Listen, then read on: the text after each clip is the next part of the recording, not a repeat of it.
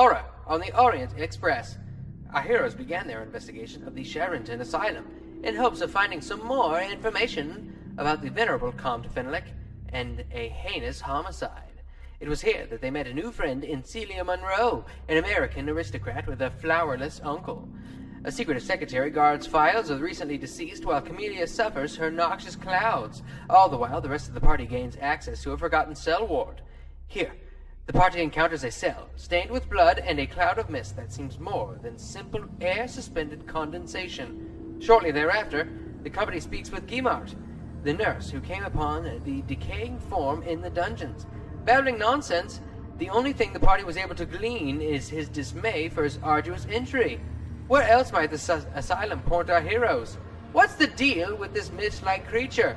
Let's find out on tonight's episode of Horror on the Orient Express.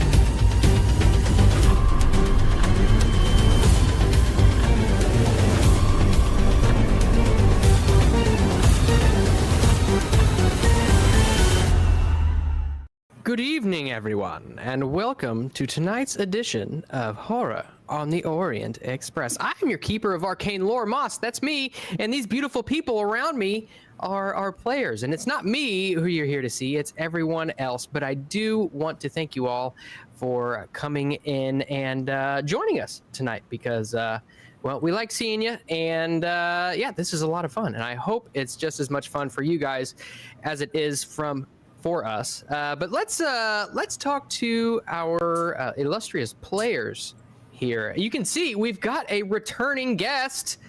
Tabitha, how are you doing this evening? I'm doing fantastic. I made homemade butter today, so I feel on top of the world. I feel like I could conquer any mountain, ford any stream. Yes, the hills are alive. Did you manually churn that butter? I did with a mixer. Yep. Oh, very nice. Okay. Yep. I manually held down that button.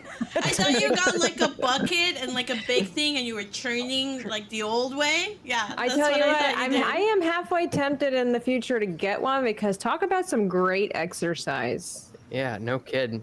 You know what? You need to put up a video on your channel. You in an ankle-length black dress and a bonnet, and just churning away. It'll be a 6-hour stream, just churning away at the butter. Yes, because that's what my art channel is all about: churning the butter. I would legit watch that. I think that you'd probably have a surprising number of people. I'll say you just had a preview of it now, and you know people at home like. Yep. The stream will just be called churning butter. With I'll be like, all right, guys, we're crashing in on hour 4. Hang with me. Carpal tunnel, it's a real thing. It's thickening. You do it for 4 hours, there's some people going home real gone. I'll be like, donate here so you can get me those copper wristbands because it's going to be inflamed for sure. Oh boy. Here Well, I was just speaking of real gaunt. Oh, go ahead, Sevi. Oh no, here I was just thinking that people would watch it because of the ASMR, but I guess depending on the outfit, people would just go look for the jiggly. The jiggly. Wow. Your ankle. I don't know if you saw her originally, but she was like churning like. Well, speaking of the jiggly, JT, how you doing, man? Wow. It's the jiggly. Let me ask you a question. Was that butter? God damn it? Was that butter regular or flavored butter? It's like I didn't add anything to it. Just a wee pinch of salt, and that's it. Nice. Salt is perfect. Okay. How's everybody tonight? I'm having a good time. It's Monday. We're gonna do some Call of Cthulhu shit. It's gonna be fun. And Tabitha's here. Hell yeah. And Mr. Scruffles. And yeah, that thing. That thing. He has feelings. All right. Well, speaking of that thing, Chris, what's going on tonight, man? Oh, What are you, my mom? Hello. I didn't say mistake. Oh, Wow, I love that. I'm coming out firing. Speaking That would of be that some fodder. mistake, but I'm sorry, Chris. I didn't mean it. It's okay. You go ahead, keep abusing and stepping on me. See what happens. Chris, don't let him make fun of you all orange in his orange room with his orange shirt and his orange chair. I mean, I could turn this light off. Look. He looks I like a intend- Cheeto in live action. He's like a little. His orange Did you say hair. cheetah or Cheeto? A Cheeto, a live action Oh, okay. Cheeto, yeah. I'm the tasty Cheeto. I'm only gonna say it once. Everybody else is saying it, but I'm a tasty Cheeto. I thought you were the banana man. I was going to say. Two things can be true at once. Too bad you fully weren't hot intend- Cheetos. I fully intend to sabotage the banana man tonight. And here, you sabotaged all my goodwill God. towards you, Nomi. that sounds so bad. Prepare Yes. to die. Oh, sorry. Go ahead, Chris. I'm sorry. So Keep Chris, interrupting yeah, you. keep going. You know, I'm just going to keep it short and sweet. I'm Chris with the Dagger. Howdy, y'all. Let's round up some Cthulhu's. Right on. Well, speaking of people with a dagger, Clay York, Frost, how you doing? Doing well. I've got a companion tonight, so for everybody playing bingo, let's see. Oh, Big I've got companion. a 22-pound Calvino who's like snuggling up to me and being very happy right now. He knocked an apple off my desk just to see if he could do it, and he did. So now he's all like happy. well Just a done, cat. Calvino. Well done. Yes, no, not a knife in sight, right? He's just purring. Well, speaking of cool cats, I guess, Nomi, how are you doing? I'm doing good, guys. So you know how every stream I was like, today I'm eating this. So today's snack is actually pizza bites Nice. from a bar that I work at. So yeah, so it's pretty good. I got my ranch dipping sauce here, and then I also have a canned classic Moscow Mule. So Oh, Wow. Huh. yeah, very nice. so I'm ready to have fun on this stream here with you guys tonight. Ew. That's not good for your teeth. Wow. Like, could you imagine if her tooth would have just like flung at the camera? I'm just saying, she didn't use her tooth. That was her tongue. Oh, right. Oh my god. No, that was definitely my teeth. But yeah, a good time having fun and ready to get some Cthulhu in. All right. Well, speaking of all teeth, Sevi, how are you? Wow. She does have a beautiful set of pearly whites. I just want to say before you say something, Sevi, he picked on everybody but Nomi and Frost. Just keep that in mind. We know who his favorites are now. I got good segues from everybody else. That is just weird. But hello, everyone. Wilson sent a super chat. He sent a $20 super chat. It says, this is Wilson's cat, Vima. I don't know if I'm saying it right. Just showing some love to my pal Calvino and his chosen human, Clay. He is favored by us. Now I'm off to destroy Wilson's thing. And then he has a little kitty. Oh, nice. Oh, thank you, Wilson. Thank you very much. Calvino is very, very happy. He's purring and drooling on me right now. So, success. Cats drool? No. Yeah, he's got really pronounced fangs. So when he gets all happy, he's just like, oh. Oh. Aw, Well, gummy he does kitty. look like a vampire. He does. Frost took a picture of him like opening it up, and his fangs are like this long, look like a vampire. Calvino with a dagger. So, all right. Well, with that, I got a couple of announcements to get to. First and foremost, I want to thank Sirenscape because I'm going to be using their soundscapes, sound effects, and fart noises. If you hear anything by them, you can thank them as well. They just like for us to shout them out so they don't copyright strike our channel, and we appreciate that, and it's a small price to pay for a good soundscape, or at least a mediocre one when I'm controlling it. Also, we've got some benefits to hand out here. We've got 2 gold renewals in Discord from Darth Dave and Kaio. So thank you guys. 1 silver renewal from Eccentric. And then we've got some fan art. We've got a bingo card by Daxy. Thanks, Daxy. And then JT put up some pretty dope AI art of the entire cast. So everyone gets one from that. And then the likes from last stream. We did get 67 likes from last stream, which is freaking huge. Wow. Thanks, guys. That's big. That's big. It's because Tabitha is here. I think that might be it. She You're has to be welcome. permanent now. She has to be permanent now. Sorry, Tabitha. I know you said no, but anyway. But we did already redeem those likes, so we don't get anything. We don't get anything from those. So in total, everybody gets 5 Eureka points. Yay. And I get 1. Eureka! No. Hooray. Hallelujah. Thank you. As Thank one you. might say, Eureka! I'm going to take a Eureka point away from you for that. I'm just no. happy that Chris is in the candy van again, where he belongs. He is. He should put an echo filter on. A van echo filter, though. No, they don't. They didn't give me one of those. And they're all out of the good candy. All they got is a bunch of Tootsie Rolls and like some Jolly Ranchers. So I have a question for the chat and the cast. Does me turning off my Donald Trump light, does that make the ambiance in my little studio, aka living room, better and more horrifying? Yes. Sure. Okay. All right. So the blue light is going to blind me, but that's fine. That's fine. This is what we're here for. No pain, no gain. No I'm guts, no blinded glory. by the lights. No pain, no gain of the loss of eyesight. Okay. Right. so, Pain is weakness leaving the body. Word. Yes. All right. So when last we left off, you see how I dropped my voice down a whole register. It means it's time to get serious. You guys were exploring the Charenton Asylum. Chaka Zulu, what? Charenton Asylum. And you ran into some creepy stuff. You The explored some music dungeons. is super low. Can you turn it There's up? music? There's music. I can see the little bar going, but it's too low. It's not being Sirenscape, captured. Tabitha. Look at the private chat, Tabitha. This might be. Here, I'll fix that. I'll fix that here in a second. So you all explored the forgotten solitary confinement cells underneath the complex.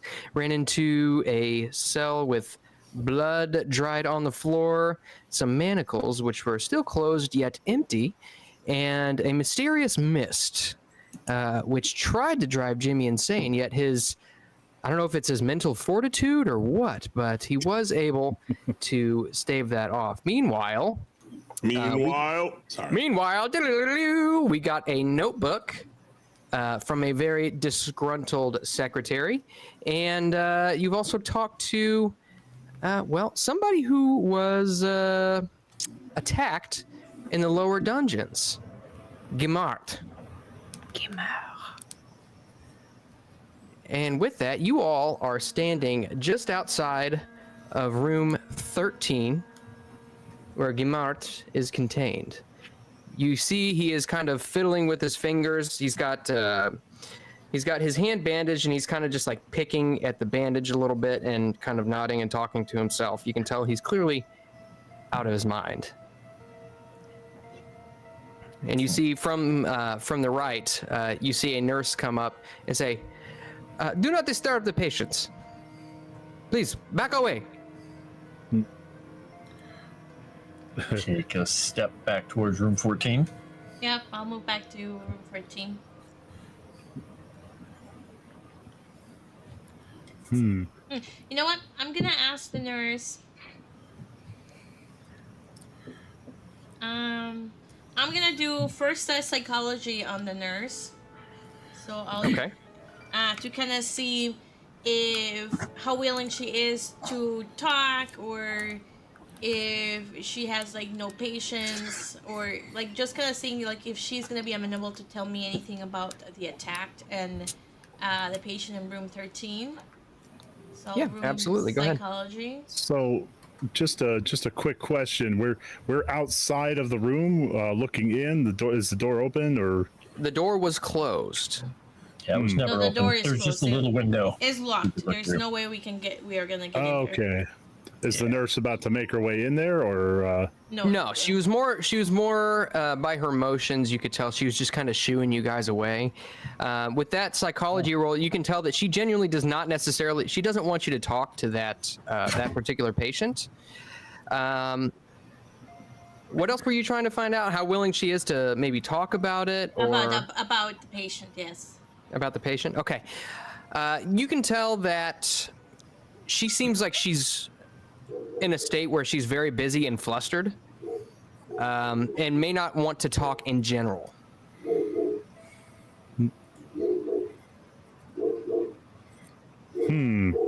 And as you guys back away from the room, she paces on past you as if she's on a mission.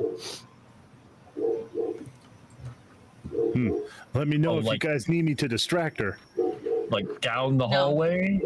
Past Yeah. room? Past that room? Yeah. Oh, okay. Down past you all. Okay. Yeah, For I some reason, I don't- thought his room was at the end of the hall. It was just in my mind. Never mind. No, I think we're in the middle of the hallway. Yeah, Okay. I think you're right. Okay. No, if she's, I'll just like shake my head to the group, kind of like saying like she doesn't want to talk. It's not.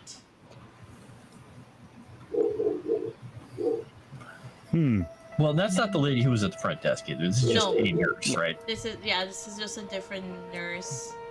Okay. Well, Is there anybody else about? Yeah, you see several people about. A few crazies. Oh, wow. that's the party. I mean, is that so wrong? I Leave think me that out absolutely of this. describes him. Okay, my uncle Mikhail is not crazy. I get my character's offended by that. He's just ill. He's just ill. The rest of everybody else is crazy. That's right. Well, okay. So I just wanted to get a feel for the ratio of staff to patients. You'd say at this time it's probably about 2 to 1. You look around, there's probably about a dozen people wandering around. You look down the hallway a little bit. It looks like there's an entrance to kind of a common room. Well, all right. So I'm guessing we need to talk to this feller. I He's not just gonna don't say know. anything else. Yeah, what he could Oh, we possibly did that. say to us. Yeah, we already We did. did that already, didn't we? Yeah. Oh, okay. I think the question is whether or not we want to go back down where the vampire is, or walk away. There ain't no vampire, Miss Camellia. Well, you're welcome to go by yourself. Well, maybe I will. Dear boy, you should totally lead the way. If we go back I down will. there, though, I would be happy to go back down there with him and explore. well, I want to look. There's stairs up to further areas. I'm wondering where the room with the cat was. The cat was actually on the roof. Oh, I thought he was on a balcony out of one of the rooms. It was like Ah. so you've got sort of like a banister on the roof. You can kind of see he was poking his head between 2 of the rungs on the banister. Okay. Moss, So I then- would. I'm sorry. Go ahead. No, go ahead. Clay would actually then try and say, look at Celia and say, do you know how to get to the roof? Have you ever been up there? My character would say, I have never ventured to the roof as I have a fear of heights. Well, that's where that cat was, and I'm just curious. Moss, I want to look for hidden passages or hidden rooms or just other ways to go places. How long do you want to spend doing that? As we're walking, I don't want to I don't want to sit there and check every wall, but I want to see if something looks out of sort, that there might be more to it, that maybe I have to look harder at as we're walking and doing our thing. Just a passive look. Okay. With a regular success, just kind of regular success. I can't believe I rolled that bad. Just kind of passing down the hallways, past a lot of the rooms, you notice that most of the doors are shut. Celia's uncle was actually a bit of an exception. While he seems, obviously, he needs to be here, he seems rather docile and harmless. You'd gather that a lot of the people here probably are capable of some degree of violence, or at the very least, violence to themselves. So a lot of them are kept locked up. However, you don't see anything necessarily hidden. Okay. Just taking a passing glance walking by. I want to look for a nurse that might be chatty and gossipy that I can talk to about patient 13. Okay. Tell you what, give me a spot hidden roll. Use a Marika point for that.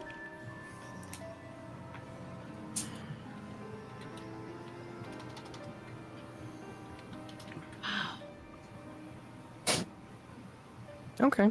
Well, it's not too difficult. You notice that most of the nurses around here are very busy. Seems they are dutifully doing their work. However, you notice a man, he's probably about 30. You see he's putting his coat on rather slowly. His face looks down at the ground, and he picks up his pack and starts heading out the door. I will follow him. Is he leaving the entire establishment? He is. He's heading out the front door. Okay. All right.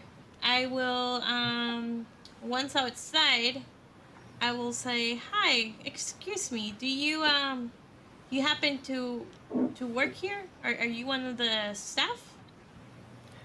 He turns around and acknowledges you, and this is what you see. He's kind of a pudgy guy, furtive man. He's about 30 years old. He's walking relatively quickly before you stop him, probably in the direction of the rail station, you'd guess. He turns around and looks at you. He says, yes, I work. I'm going to abandon the French accent because I butcher it. He says, yes, I work here. Can I ask who's asking? Yeah, of course. Hi, I am Camellia. What is your name, if I can ask? Yes, my name is Paul. Paul Mandrin. I'm. Well, nice to meet you, Paul. I know this might sound a bit forward, but you seem like a good fellow. Most of the people here didn't even try to talk to me, so I appreciate you taking some time to talk to me. Are you a nurse, or you happen to be a doctor? No, I'm just a nurse, an assistant to the doctor, really, to Dr. LaRue. Oh, okay. Go ahead and give me a psychology roll, if you would.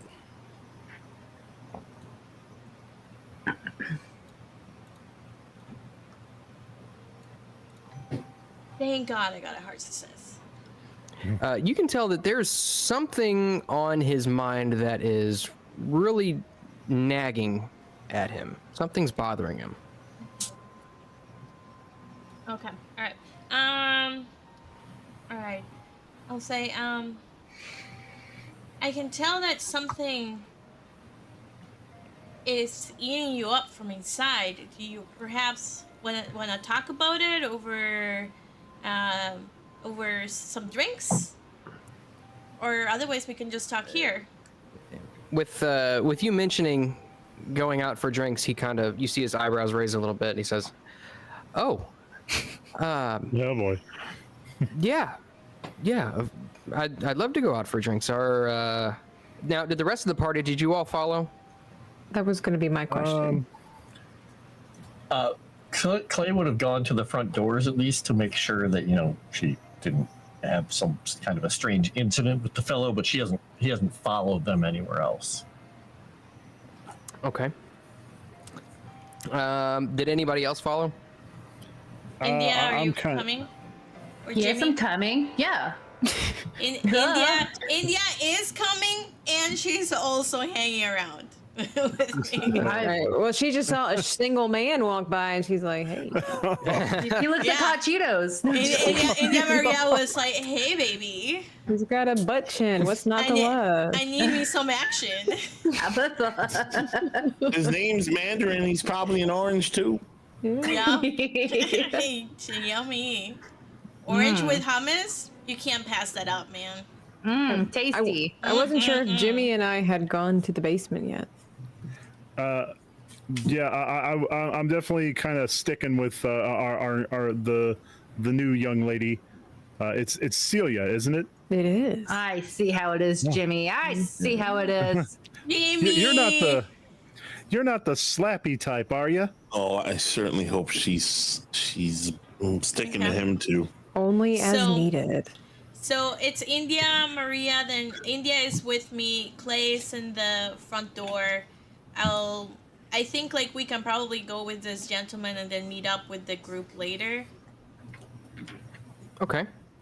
All right. So he kind of looks around at you and everyone that you're with, and he says, "Are your friends coming as well?" Just India Maria. She's this lovely, exotic, beautiful lady here. She's my best friend. We're besties now. We have Just matching because- bracelets. Yeah, just because we made matching bracelets while we were sleeping the other day. So now that means we have to be best friends. Yeah, and we shared macarons together. Yeah, we should macarons. Have you had macarons yet? Yes, I'm French, as you can clearly tell by my accent. Oh my god, Amelia, I can't believe you just asked a French man if he likes macaron. Well, maybe we can have drinks and then have some macarons. I really like the chocolate ones. Oh, Wow. yeah. That sounds so French. Would you like to get like a Drink little bit of absinthe with us and then some macarons? Yeah, sure. Me. I actually know a good place just down from the train station. Let's go, Camellia. That sounds such a hoot. I will tell Clay. I'll say, hold on a second. I'll tell Clay where we're going so he knows where we're at, and he can come find us, or he can come Alright. and follow, or hang out with us. It's up to you if you want to come, or come get us later. You can't go there. There's a train. He's just going to look up down at both of you and say, "You're still armed, correct?" Always. Good.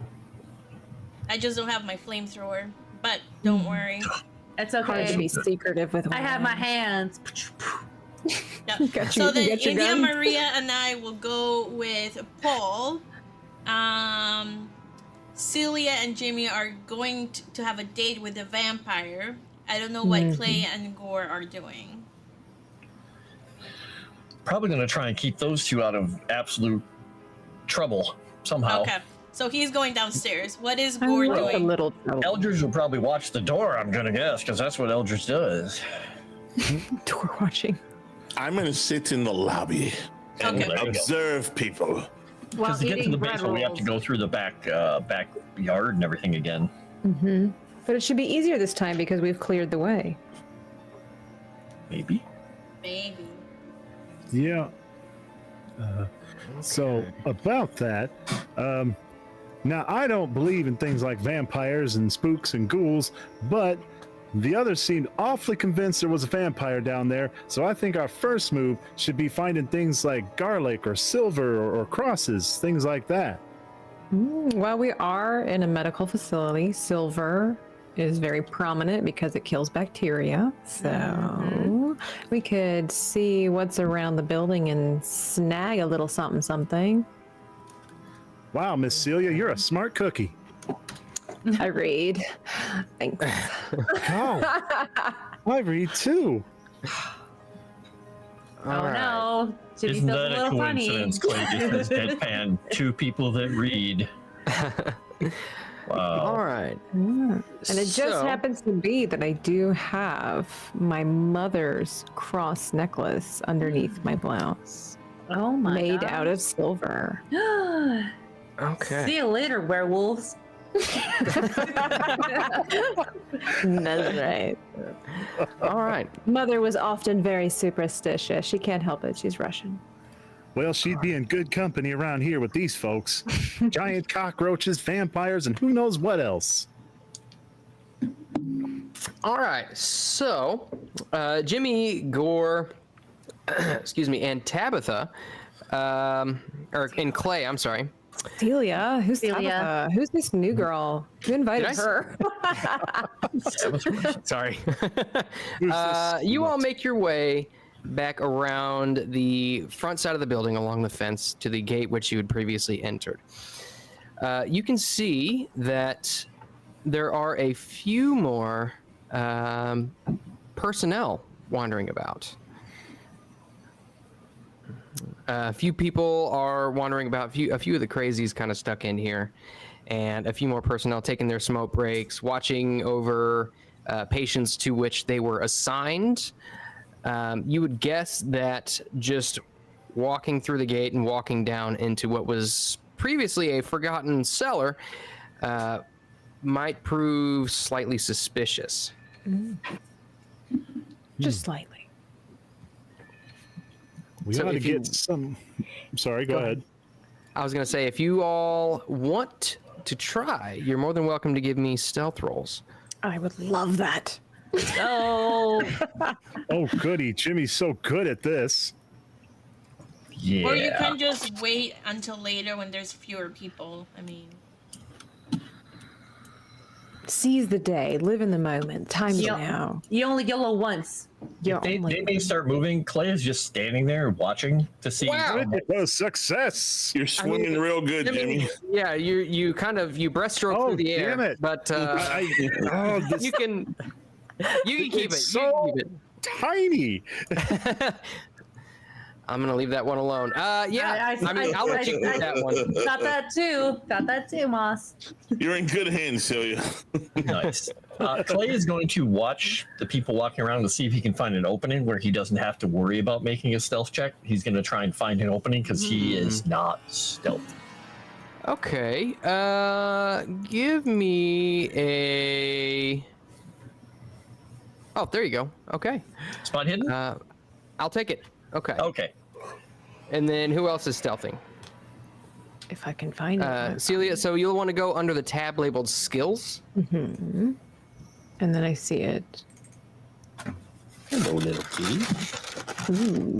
Okay, so you got a couple options here. Okay. One, you can spend 31 of your luck points, which, as I can see here, you've got 65 to succeed that check. Or you can try to what's called push the roll, basically giving you another chance to succeed, but failing it means perhaps dire consequences. And we won't know what those dire consequences are until after I roll, correct? Well, I will. Oh, okay. Carpe diem. How do I do it? How do I roll? I just boy. roll it again. Same one? Or Same one. on stealth again? Dang it. Slightly worse. Okay. And then who else? I think, is that all of you who's doing it? Gore, what'd you say you're doing? I'm sitting in the lobby. Stealthy in the lobby. Got it. Reading a French magazine. Okay. Careful with those. All right. So, Jimmy, you saunter over to the door as if you are but a gust of wind, unseen Wind to the door. and unknowable. You are but a shadow in the mist.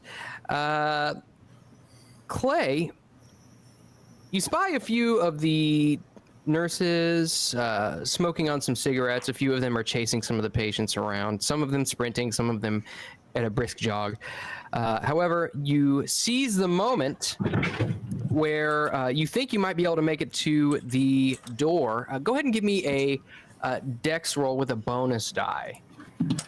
All right. One bonus dex roll. Let's see if he slides and kills himself here. There we go. Good thing I had that bonus die. Hey! All right, so you sprint across the yard and you baseball slide to the stairs and make your way down to the door. Celia, you begin to stealth your way over there. Mm-hmm. And Mr. Scruffles, of course. as you make your way over there, you're trying to be as stealthy as you can. You're low down to the ground. You're crouching. And you look over and you see one of the nurses spies you and says, "Arrête!" and points at you and begins sprinting over to you. A few other ones see what's going on and begin sprinting over to you as well. Uh-oh. I like the purr noises. That's very nice, JT.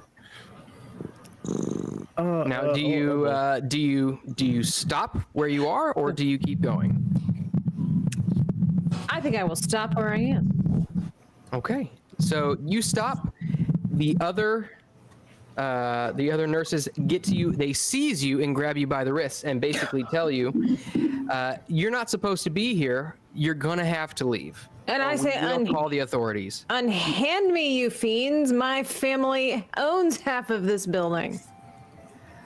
They do not unhand you immediately unless you give me. Let's see. You can give me a persuasion or an intimidate. Ooh, hang on. Let me see. Where's it in? I'm going to go for the... Okay, so if I might pause here. So obviously if it has higher numbers, I have a better chance. Correct. Aha. So we're going to go with the intimidation. Or the Jimmy and Clay, Excuse me, you the can hear persuade. this going on above you. Okay, so roll the persuade. Go ahead right now. Yep. Go ahead. Oh, wow. Clay is just holding Jimmy back and just like, wait. Oh, You. You're rude. All right. So they loose their grip upon you, allowing you to walk free. Yeah. Because Mr. However, Scruffles was they about do- to take them out. I had to calm him down. They do ask you politely. However, ma'am, I apologize if we hurt you. However, passing through that gate is strictly prohibited, and we will have to politely ask you to exit the premises. Well, I'm outraged in French. Mr. York. Parle bleu! Mon Dieu! Lots of Mondus. And I'm just casually walking around the building. I dropped something in the grass, which is why I was crouching, and they are overreacting. Wait till I talk to the higher ups about how they treat the people that visit here. They say, if you'd like to meet with Dr. Leroux, we can arrange that. I will tell them that yes, I will talk to Dr. Leroux in regards to the living conditions of my uncle, the fact that there's no fresh flowers, the fact that there are weirdos running loose, and that next door is some guy beating his head against the wall and bleeding in room 13. And I also hear about the death of other doctors in this place, and I would like to speak to Dr. Leroux and get to the bottom of this. Also allowing my newfound friends time to potentially sneak their way past, as I have caused Well- quite a hubbub. Well, I mean, we kind of need her. So I was Jimmy's gonna turn to Clay. And say, Mr. York, we're losing her. We got to do something. What do you suggest we do? Go out and beat them senseless and take her with us?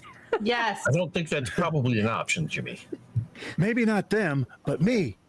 I want you to hit me really hard, Mr. York. No, you don't. I'll do it. Don't hold back. I do. Do you want me to make it sound like I hit you, is what you're saying? Give me a bloody nose. He's just gonna backhand right on the nose. I mean, no roll required if you just accept it, Jimmy. Yeah, Jimmy lies back and takes it. All right, Jimmy, you lose 1 hit point because I imagine Clay pulled his punch, but your Yes. nose is successfully bloodied. Okay. In that case, Jimmy's going to come stumbling up into the yard, going towards the nurses, and say, "Help! Help! You got to help me!" They kind of look at you in confusion. They look back at Celia as if to say, "What the hell is going on right now? Who are you?" They say. Oh, I was just visiting my uncle, and when one of the patients grabbed me, punched me in the nose, and tried to drag me down there, you gotta catch him. He ran off that way, and I'm just gonna point in some random direction. Give I'm me attempting to mislead them. give me a fast talk roll. Oh boy, I'm so good at this. And with your bloody nose, I'll allow a bonus die. Exactly, Chrysanth. Exactly. Why did I go to work today? Okay, it's coming. Hang on. And I thought the patients were crazy.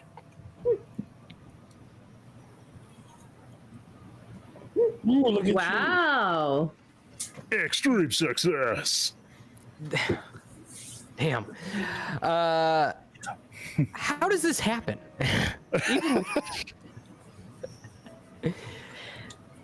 So he Check that. one of them, which is talking to Celia, comes over to you and says, "Come, show me where he was. We'll get him." Well, I told you, he just ran off that way. You gotta, if you hurry, you can catch him. I'm gonna need you to show me where he went, otherwise I'm not gonna be able to find him. He's gonna point in a direction that seems most buy us the most time. With that, you hear he shakes his head and says, "I fucking hate this job," and he trudges off through the snow in that direction. where there's no footprints in the snow. Well, listen, I was very convincing. Very convincing. You were very convincing. deeply impressed. So, However, that was just one of the nurses that went that way. You have 2 more, which have basically have Celia in custody, so to speak. Well, hey, aren't you gonna go help your friend? He was a big fella. He pulled me down pretty good. No, this one actually, this young lady actually requested a meeting with Dr. Leroux, so we're going to go ahead and take her up there so she can meet with him regarding the state of our asylum. yes. Well, can't that wait till later? Well, when we catch Ain't this people just a bit more trespassing, important?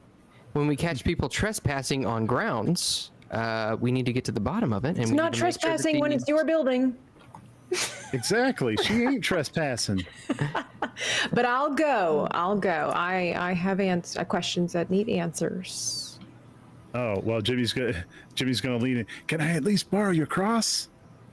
And I would say yes, but if you lose it, I'm coming after you. Scout's honor, Miss Celia. I won't lose it, and you can hit me just as hard as Miss India likes to. It sounds like you would enjoy that, so I'll hold off on that after we have our first lunch together. Aw. Oh my! Jimmy blushes furiously. Yes. He doesn't blush when I hit him. Oh, I mean, what? Some people are hard to please. Exactly. I didn't do it right. Oh God. I don't know if I want to open the door to this kind of shipping. Yeah. No. Give the fans what they want. Clay is not interested. He's more interested in finding out what the hell is going on down here. So now he's down in the basement just hanging out by himself. Where the hell did Jimmy go now? Not creepy at all. So Jimmy, I guess, is going to stumble back. I mean, are the nurses still? So the nurses are with Miss Celia. So I should have pretty much. Yeah, you see that their attention is 100% focused on Celia. They are guiding her back into the building through a side entrance, and you watch as they pass through the doorway and the door shuts behind them, and you are left more or less alone in your immediate vicinity. Just standing in the yard. Okay. Luckily, it's cold out. The bleed probably stopped. So Jimmy's gonna stumble back, pinching the bridge of his nose. All right, Mr. York, looks like it's just you and me. Good. That's fantastic. Wonderful. And he flicks on his flashlight and starts looking the direction that we were looking before. Hopefully not seeing some weird colorless color in the air. Okay, bear with me for just a second, guys. And now a word from our sponsors. Sirenscape, you're going to hear this commercial every 30 minutes of game time, so. Thank you for watching tonight's show. If you haven't hit the like button, be sure to do that to show your support for the channel. And if you're new here and you haven't subscribed, be sure to do that too, because there are lots of game nights, lots of fun, and very interesting characters and stories that you could be a part of interacting in the chat. We see you, we hear you, we appreciate you. I was just going to say, hit that button or I'm going to come after you with Clay, but yours is better. You did better. Just trying to fill the silence. Rudai is still crying about you, Tabitha. He was trying to get you committed. He was trying to see if anybody would get some, money on the table so you could have Celia accidentally committed. Sounds like a not former ex-husband would do something like that. She's not one of your Craigslist girls, Rudai. Relax. Oh wow. I was drinking water. Certainly not. I'm more of an eBay kind of gal. So. eBay girl. Wow. Up for auction. I like it. Okay. Wow. Only to the highest bidder, of course. Yeah, clearly. All right. So you all are left alone. Only the steel door leading to the underground dungeon solitary confinement cells stands between you. There's a Doctilla in chat. I see that. Got people that you gotta help.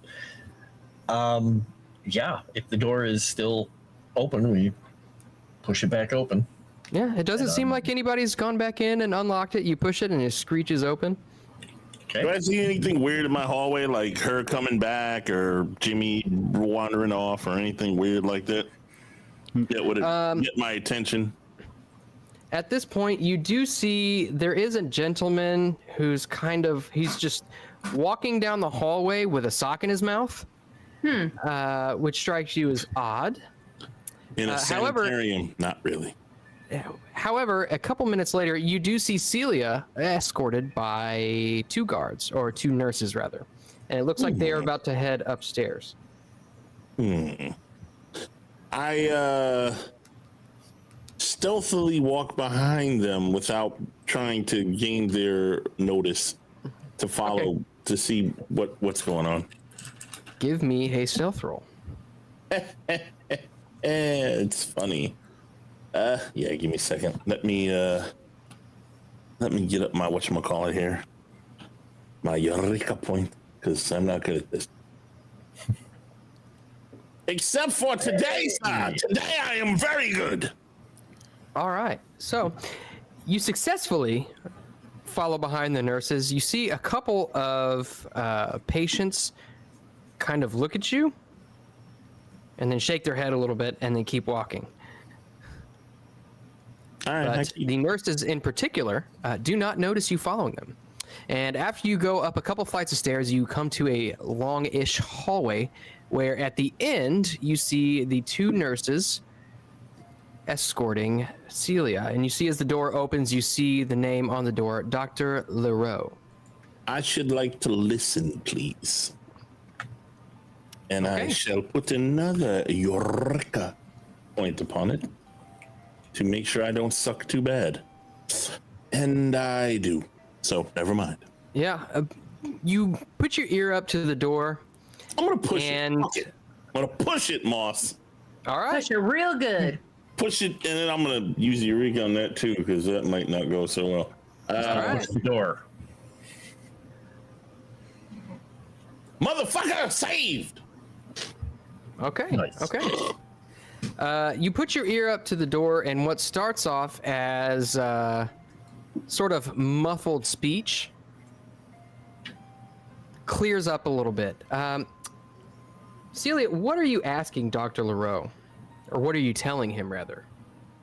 I'm telling him that his staff is incompetent, that they're aggressive, and that they just let freaks and weirdos wander around the premises unchecked, beating up people, and that this place should do better considering the funding that they get. I think to myself, dear God, is she talking about me? He wishes. You hear Dr. Leroux respond, surely you have not spent much time in asylums. This is life in an asylum. And I I'm respond, sorry well, that it's not up to you. Oh, go ahead. I was just saying, if this is life in the asylum, then they need to have new management because this is not quality of life for the sickly. Well, that may be so, but I'll tell you, it sounds, and nurses, let me know if you get the same idea. It sounds like this woman is quite mad. Oh, who gave that away? Mr. Scruffles can't even do his business in the backyard without 1,000 people coming down on him saying the nerve, and it's disgusting. Look, he keeps his paws clean. He buries it in the dirt like a good little boy, like I taught him. But yet somehow, it's not acceptable. Meanwhile, your freaks and weirdos can beat up people outside. This place is full of freaks and weirdos, present company included. Now, we do have a strict no dog policy, which we did make an exception for, thanks to your family's generous funding. However, I will have to ask that you do not question my methods, lest we have you committed or arrested. Your choice. You can't commit me. I am not estranged in the head. That would be malpractice, and I'll sue your behind until next Thursday. Well, I'm not sure what the laws are in America, but the laws here, well, I can do whatever I want. I'm the doctor, you see. Stinking French people. You know, if it wasn't for us, you guys would be German speaking. Well, never mind. It's in the wrong time frame. A little early for that. A little early for that. Well, look, I've seen into the future. You're going to Wait, need us. Celia, what are you talking about?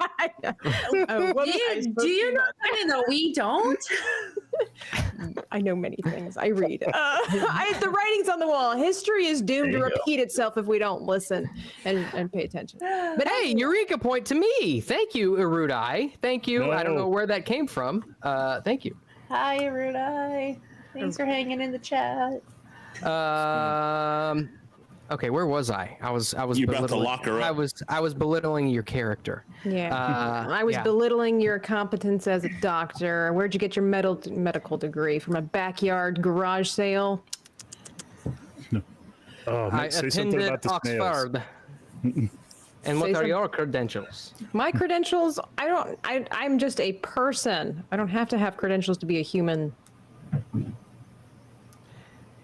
You are a rich bourgeois bitch. Wow! And I will have you seen off of this premises, or I will have you committed. Oh, Your as choice. if that's professional behavior. Go ahead and call the police. My family owns them too. Go ahead and call them. Man, for her being Russian, she owns like a lot of things in France. My family has business here. You see one of the nurses stands there at your side while Dr. Leroux looks at one of the others and just gives a hand-waving motion. And you see he makes his way towards the door. Gore, you can hear footsteps coming towards the door. I start walking away like I belong there. But, you know. somewhat briskly so I don't get caught. Start walking down the stairs. Put a sock in your mouth. You'll fit right in. And with that, as you're walking down the hallway, you feel a hand on your shoulder grab you and spin you around. You smell this horrid, almost rancid breath and see these crooked teeth in God your damn face. You gotta smoke? Oh no. Do you have a pipe? I give him a dirty look. She takes it. Oh, it's a woman? Yeah. No, I don't give her. No, I don't give her my pipe. I asked if she has a pipe. No. No, I don't have a pipe. Well, you're out of luck then, and I get the fuck out of there. You got any tobacco? Sure, I give her a pinch of tobacco and get the fuck out. As you turn around, you see she puts it down in Yeah, her lip. I don't look. I keep walking. I don't give a fuck what she does with it, as long as I get the hell out of there. All right. And with that, you make your way back downstairs. Probably about 10 minutes later, you do see the authorities make their way into the asylum. And with that, we will pass over to Sevi and Nomi. Hello. Come on, You Sevi, all- let's go. We all You what? make your way Perfect. to let's see, what's a good let's see. You make your way to a cafe called Le Joie. Le Joie. And it's a nice little atmosphere. It's a small cafe. You see that they do have a bar. They have a coffee bar. They've got pretty much just about everything that you would want as far as anything outside of a full meal. They've got pastries, alcohol, coffee, whatever you'd want. You see Paul sits down and holds his fingers up. And you look and you see that it looks like one of the waiters probably recognizes him and fetches some things from behind the bar. And about 30 seconds later, you get 3 tumblers with a double shot of whiskey. So whiskey flights. Yeah, I hope that's okay. That's great. Thank you. I love whiskey. I'm excited to try this. I never had French whiskey before. Can't compare it to the American whiskey out in Tennessee, but yeah. I like the Irish stuff. Ooh. It's got a little bit more of a, I don't know, a little bit more of an afterburn, if you know what I mean. I I'll do hold know what you my mean. tumbler up and I'll say, let's say cheers to new friends. Cheers. Ah. Yes, of course. And he cheers and clinks your glass as he downs the entire double in one go. Oh, you are a straight shooter type of guy, huh? Well, lucky for you, so am I. He says, you all wanted to talk about something? Yeah, for sure. But maybe we can start with you. Are you upset over the recent events that that happened at the sanatorium? You can see he kind of scratches he kind of rubs his face a little bit, and as he pulls his hands away, you notice that there are mostly healed, but there are several scratches along his cheek. He says, well, it's the asylum. It's dangerous work. It was a little while ago. I found Guimart. He was in the basement, and he was slashed along the wrist. And yeah, well, long story short, we had to have him committed afterwards. He was very damaged by the event. I don't know. I don't know who attacked him or what happened, but when he recovered, his mind was completely gone. Now he's committed, and his affliction is kind of a mystery, at least his mental one. What about his emotional? To be honest with you, I couldn't care less about his emotional state. He was a pervert. He Okay. Oh, wow. he tended to make his way into patients' rooms and, Oh my god. That's you know, not safe. Oh my god. well, clearly not, because something like that can happen to you. I'd say he got what he deserved. What happened to your cheek? Oh, that was one of the patients. He says his name is Pierre. He tends to walk around with a sock in his mouth. He scratched me pretty good the other day.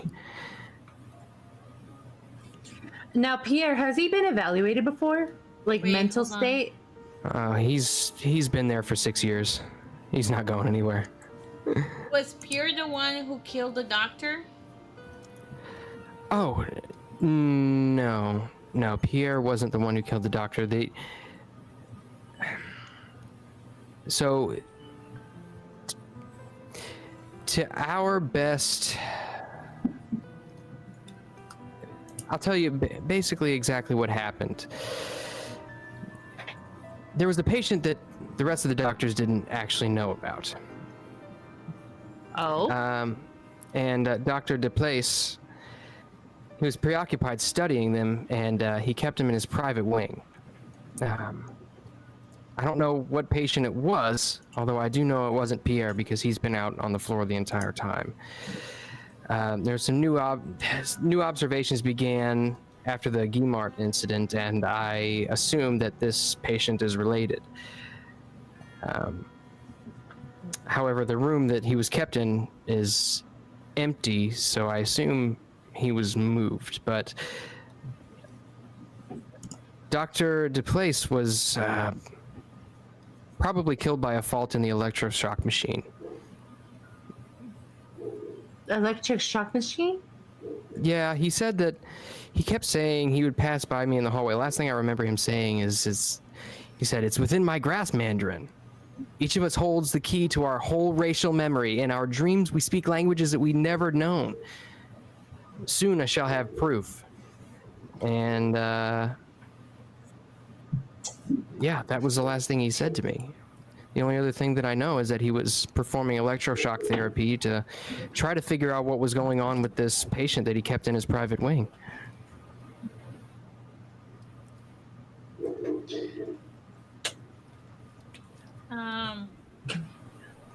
And the private wing, is it in the basement or is it somewhere else? No, it's, well, his private wing was on the second floor. And where do But you That room usually... that room has been emptied. There's no patient in there or anything, and all of his equipment has been removed.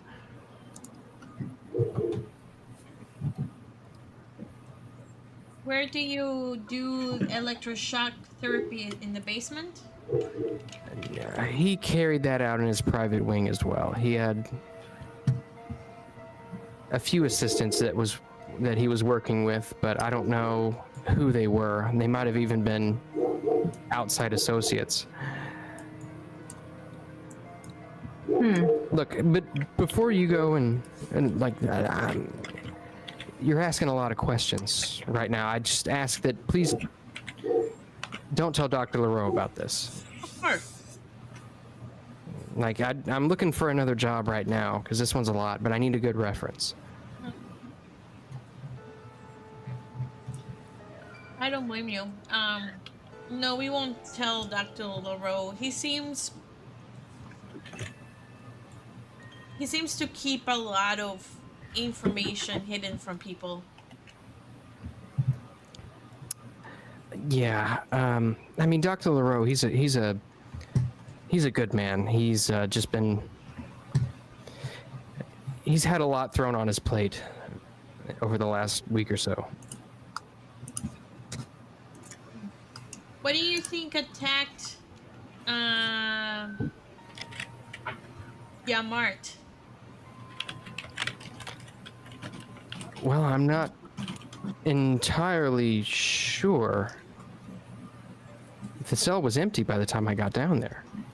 It was just Guimard. He was laying there on the ground, bleeding and screaming. His mind was clearly already gone. Now, has he always had a history of this, or did it recently just come up of it in his health? Guimard and his... well, as I said, I mean, he had his proclivities, but no, this is a new state of mind that he's in. This is not something that had any precedent. Okay.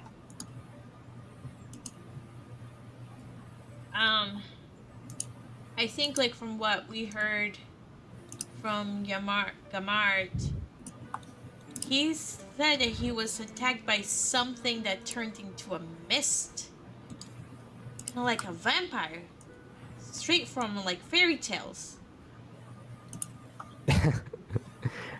Are you really gonna believe the musings of a madman? No, I mean, I'm just bringing it out. Like I said, fairy tales. Clearly, I wouldn't lend too much credence to what Guimard says.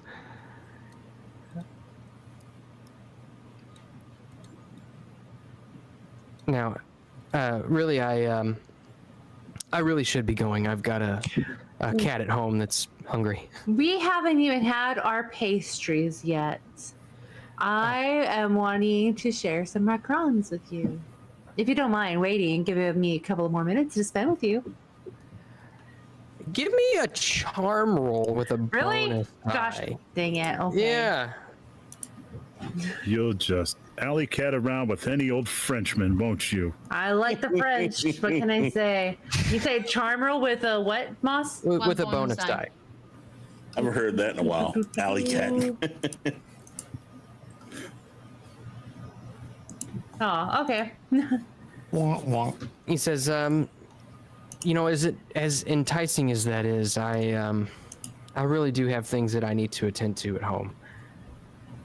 Very well then. Can I tell if he's keeping anything else that he hasn't said to us? Yeah, go ahead and give me a psychology.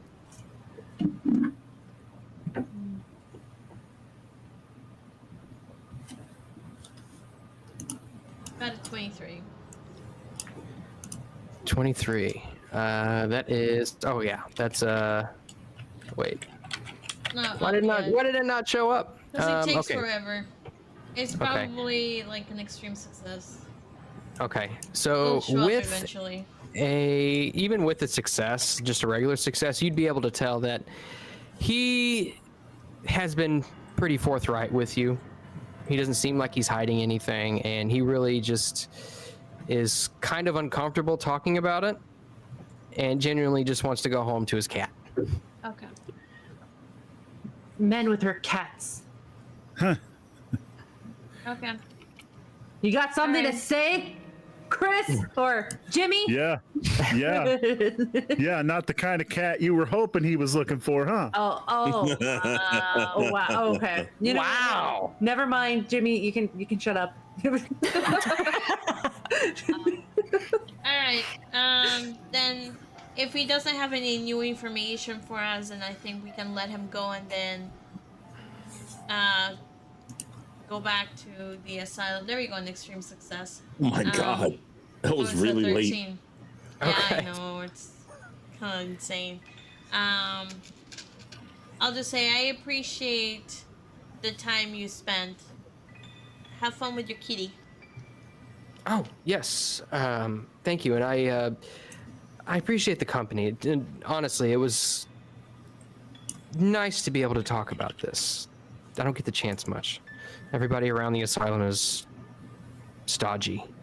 Yeah. Stodgy Moto. Well, whenever you see us, have the confidence that this is all kept to ourselves. It doesn't leave this circle. Yes, I appreciate that. Thank you. Have a good evening. You too.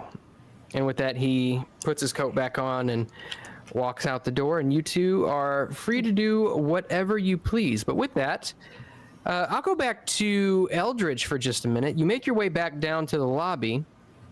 Yeah. And after about 5 minutes, you see the authorities, 2 police officers, have Celia in handcuffs. One of them is carrying Mr. Snuggles, and they are making their way out the door. Hey, it's Mr. Scruffles. Get her right, Mom. Show some respect. I go Sorry, to meet up it's with. my French dialect. I got it wrong. I go to find Clay. Okay.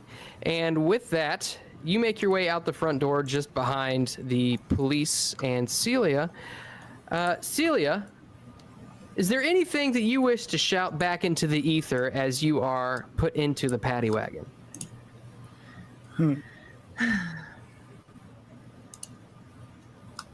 Tabitha? You said what? What? It's a what? It's the paddy wagon. Oh, the Irish term for the cop car. Yeah. Could you repeat the question? It kind of threw me Is off. there anything? Is there? It's not an actual paddy wagon. Okay.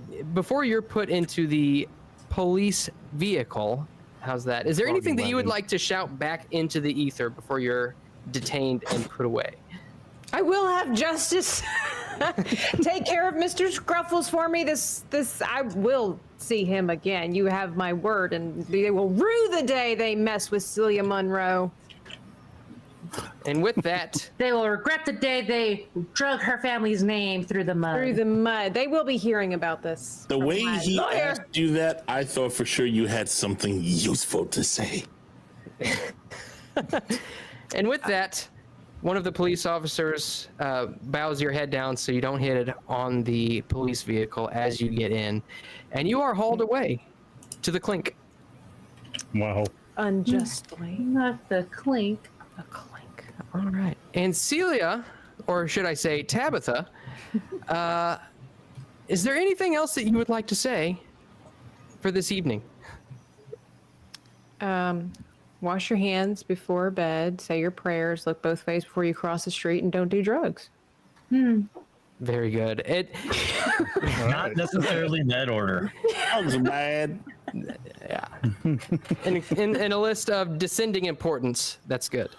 And with that, Tabitha, thank you very much for joining us for not 1, but 1.5 sessions. And we really enjoyed having you on. Before you head out, why don't you let everybody else know where they can find you? You can find me on the interweb. You can find me on Twitter. You can find me on Instagram, YouTube, all the socials pretty much. I see that Chrysanth has graciously put my link tree in the description or in the chat. And so you can just click it and see what I'm all about. I do customized chibis for people. And I have my art channel. I do gaming on Kick, all kinds of fun stuff. That's what I like to do. Try to keep it interesting and just be around. But thank you so much for having me and letting me be a small part of this. I hope that I made it interesting and fun for everybody. and take care of Mr. Ruffles. Yeah, Thanks for playing. At some point, maybe Celia can make a grand re-entrance. You just never know, chat. You just never know. You'll have to get that like button bumped up to really get a definite answer. Yeah, right now, we're at rookie numbers. Got to pump those numbers up. Yep, that's right. Exactly. Absolutely. Well, until next time, dun, dun, dun. Let's say Tabitha's for closers. Come on, 3 more. There's 44 of y'all watching this sumbitch. Hit that damn melee button. And let's give it up for Tabitha. Very nice. And this was her first TTRPG. Isn't she a natural, people? Isn't she a natural? 100%. Yes. So handcuff her and bring her back.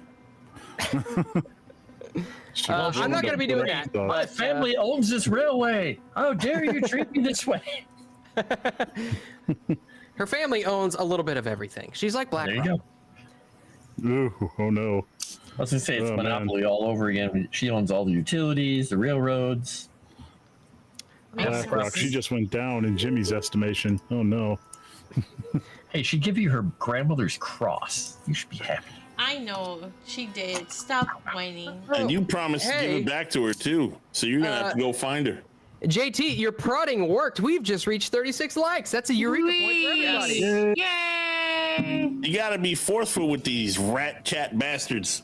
Sometimes. Damn right. Rat chat Oh. bastards. All right. I don't know why I turned into Luigi for a second. Ratatouille. It's me, Luigi. Mario. You all make your way down into the dungeons below the asylum. It is dark and dank and cold as you remember. Dank. Yep.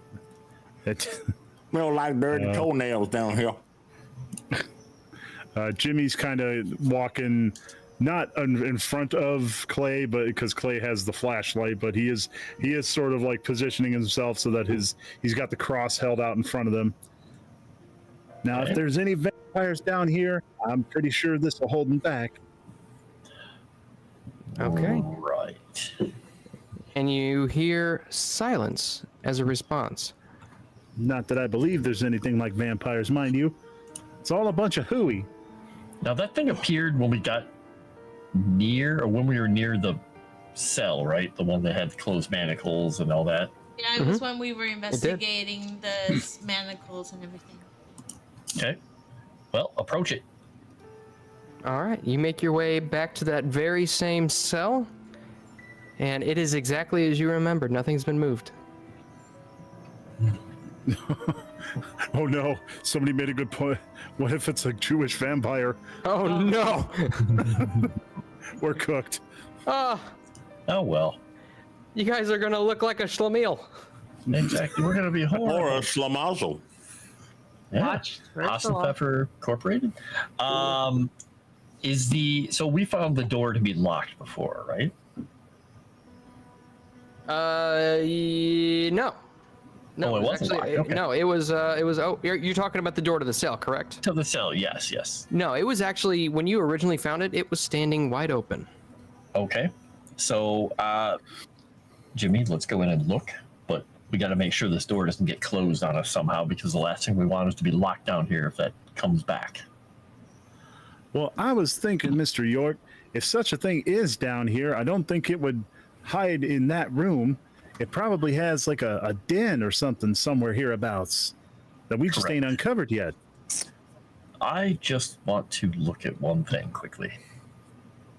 All right, I'll watch your back. Jimmy is gonna be holding up the cross, trying to cover the area. And he is going to look down at the blood and then at the manacles one more time. And he's looking to see if there is, he's not great with forensics or medicine or any of that, but he's trying to see if it's like the blood from, if it's enough blood that it could have been from a person, multiple people, if it was a splash, if it was like one directional. Okay. He's just trying to figure out why there's so much blood there. I would say any sort of medical roll would work. If you give me a medicine or a first aid roll, Okay. that would probably work. First aid. Or if you can make an argument for another skill based on your experience as a soldier. He's seen a lot of things from, having to give first aid to people who have been, hurt on the battlefield. So that's where I'm going. Okay. So got a nice hard success. Very nice. Nice. You can tell that the amount of blood that is dried onto the floor, it's probably from one person. And not necessarily enough to kill them, but pretty close. Okay. And but there was none on the manacles. No. Okay. All right. He's gonna step out then. And when you step out of the cell, give me a listen roll. I can do that. I'm so mediocre at listening. It's gonna be great. He's heard one too many shells go off, so yeah. The mediocrity is strong in this one. Okay. You hear and almost feel the slight gust of wind brush against your face. Just smell. Oh boy. Gotta get out of here before this thing kills Jimmy. Well, Jimmy's fine. He's got his cross. Actually, I want to see if I can see if like maybe there's a trail of blood. You know, maybe the thing that has exsanguinated our victim left a trail to follow. Okay. Give me a spot hidden roll. I'm really good at that, and hopefully it's spot hidden and not sleight of hand or stealth, because they're really closely packed together on the character sheet. Swim. Oh no. Wait. You did the right one. Hard success. All right. Okay. With that, you can see it looks like whatever happened, the victim was just left here to bleed.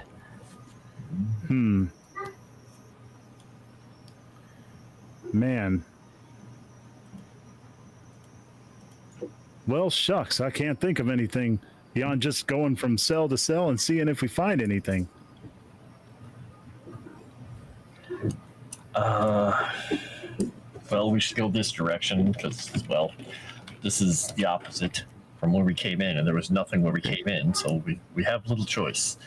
I'd say we go a few more cells down and then possibly head back out, because I don't know how far this place goes. If it does connect to the catacombs in some way, then I don't think we want to go exploring that on our own. All right, well, first things first. Jimmy wants... Before you do anything, as you exit Yeah. the cell, give me a listen roll. Okie dokie, I'm good at that. Let's see.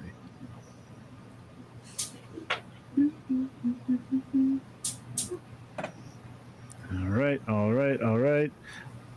Actually, hang on. I'm gonna use a Eureka point. I thought for sure he was going to roll law. That would be funny.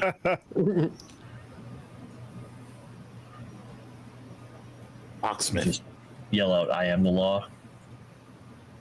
Hard success. Nice. Nice. Yay! As you step out of the cell, you feel a faint gust of wind brush against your face, and you hear in your ear, almost as if somebody is right next to you. Kid to weak. What'd you say? Well, what'd you say, Mr. York? I didn't say anything. Just What look at did him you like say? he's gone Just for crazy. the notes, I couldn't Yeah, figure we out don't know you what the said. hell you said. Well, I heard Kill like the weak? kid to weak or some weird I heard hoop kill a joop the- like that. Oh. He wrote it in the thing. Oh, I heard kill the weak, which apparently that's not it. Kid to weak. Well, he actually wonder said what- it right. I just didn't understand what the hell he said. Wonder Yeah. what that To be clear. means. I'm gonna Google translate this. Hold on, don't spoil it for yourself. Same thing. Yeah, man. So do you mention this to Clay? Yeah, it sounded like you said kid to weak. Oh. Clay, you would recognize this as Latin. Okay. Calvino, I want to get to my thing. So I'm assuming I can roll my Latin. This is simple enough. You would okay. understand keyed to heek as Latin for why are you here? Ah. Talk And to it back in Latin. Clay is going to try and remember his Latin, which is not great, back from grade school, and say, "We're looking for answers. We're looking for the simulacrum." And Who are you talking to? I'm going to roll. Let's see how badly he blundered in what he's saying. It's probably like, "Your father is a horse." Huh. Latin. I knew it. No, just kidding. Hey, with that point, he succeeded. Okay. A regular success. You hear Kid simulacrum quaris. Do I hear that too? Yes, at this point, I would say you probably both hear it since, Jimmy, you pointed it out. And what that means, Clay, you understand that means, why do you seek the simulacrum? And he's going to say in Latin, but also English, just to destroy it. Oh boy. I'm going to need you to make me a sanity check, both of you. Oh boy. Right. I like sanity. I have a little. You're about to have a lot less. Well, it's possible. Possible. All right. I'm going to roll and hope I roll not too horribly. So I made it. Just barely. Son of a bitch! Oh,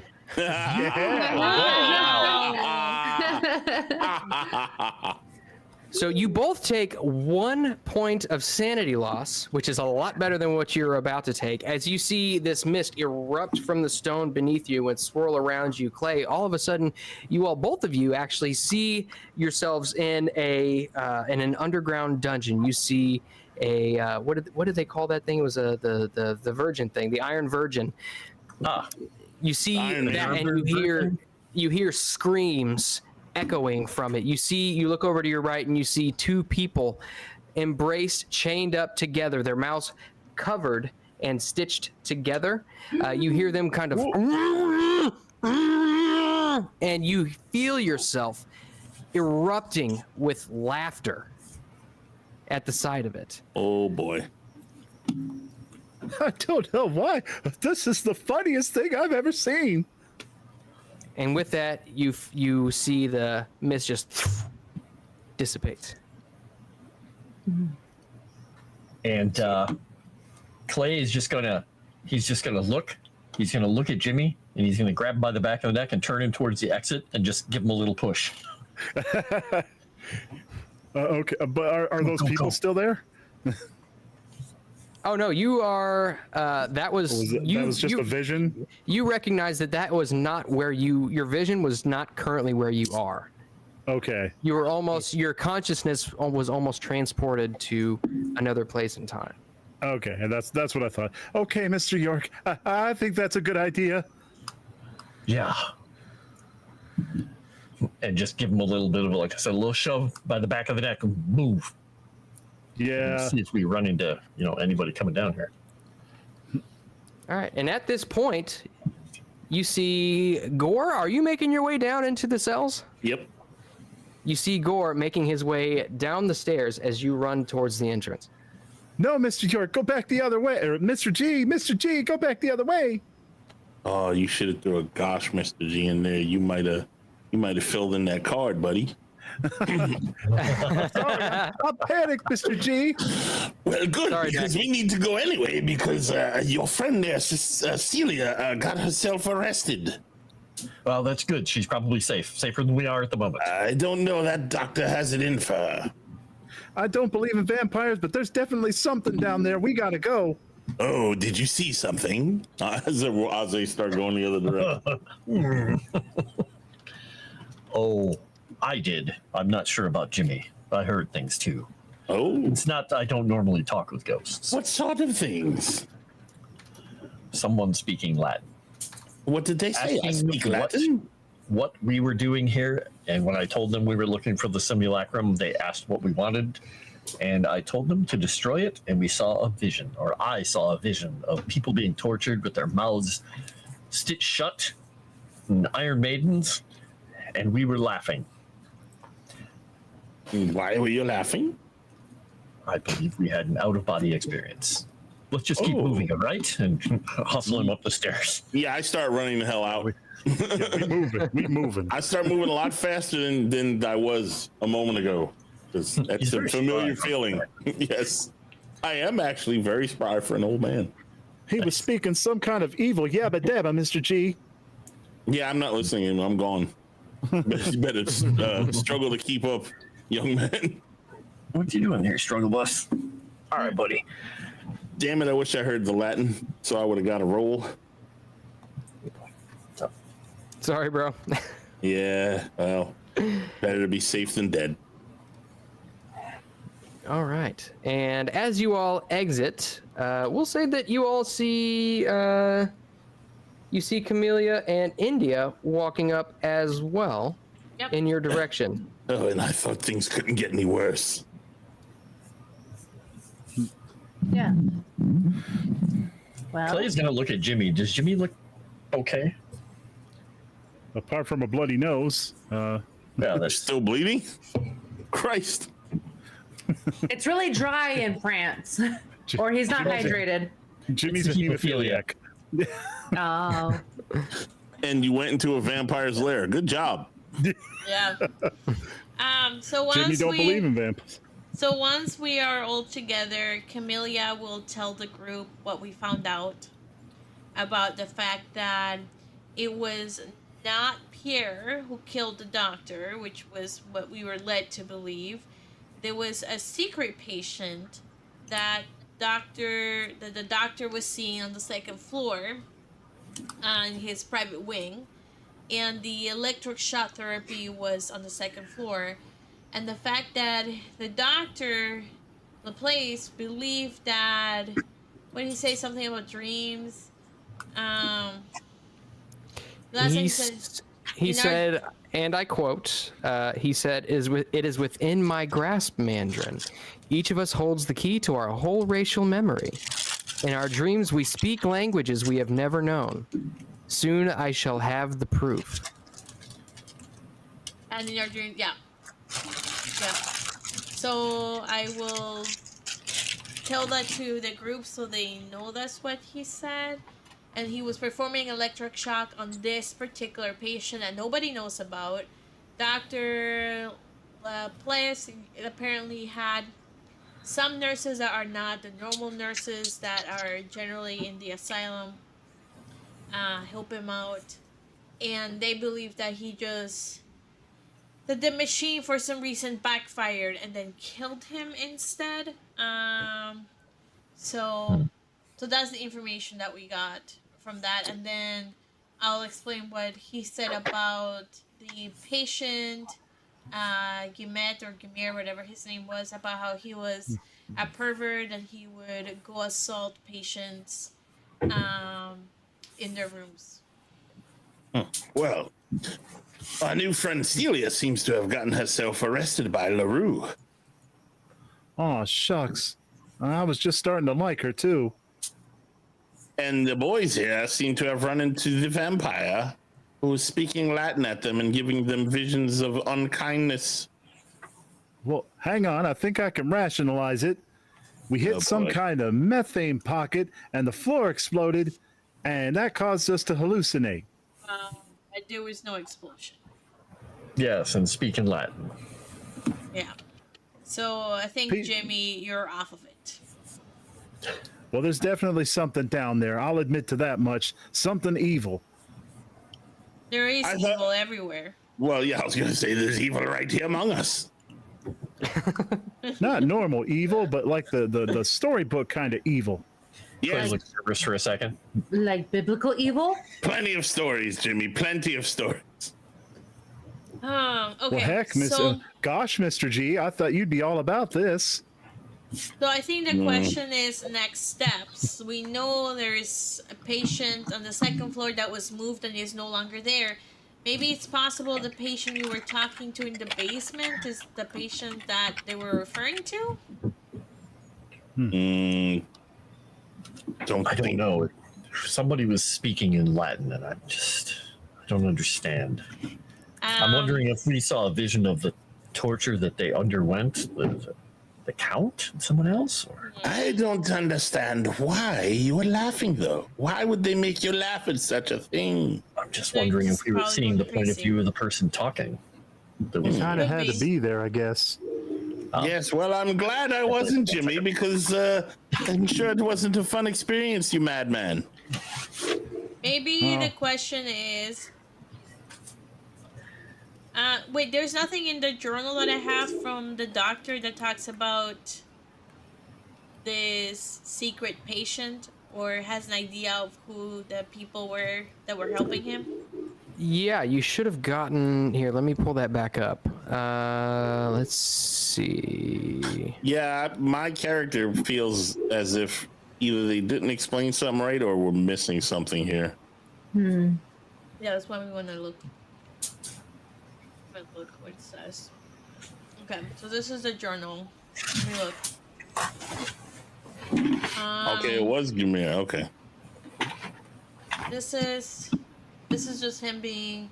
Okay, another nurse, Mandarin, that's the person we looked, investigated Gamart's absence and discovered Gamart on the floor.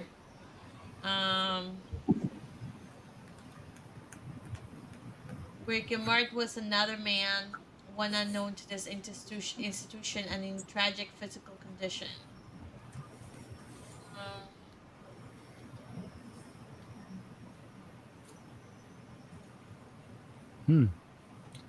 So in here it says, I began to question Gamart about the stranger. Is he a patient? What is his name? How long had Gamart kept him down there? Had Gamart kept the stranger there for a long time? Long enough that the mortar sealing the room had cured to such condition. I'm moving the stranger to my private wing, for the moment treating the man as an inconsequential derelict until more evidence is found. So this is the patient that he was talking about. Clay So- Orbine, was he speaking an older form of Latin? Do you know? I'm not certain. Would he be able Oh. to tell, or probably not? Look, so in here it says the patient was talking in old forms of Greek and Latin. Yep. Yeah, that's. Did he happen to spout any Greek words when he was talking to you? Not that I know Greek, but I mean, Don't yeah, maybe think you so. do. Huh. I What a remember mystery, Latin. man. It's Moss, is easier there to any way think- he could determine whether or not that was like Latin, or some older form of Latin? Well, even though Latin's an older form of Latin, but I mean, he would know it as kind of the commonly understood, almost like Catholic dialect of Latin. okay, all right.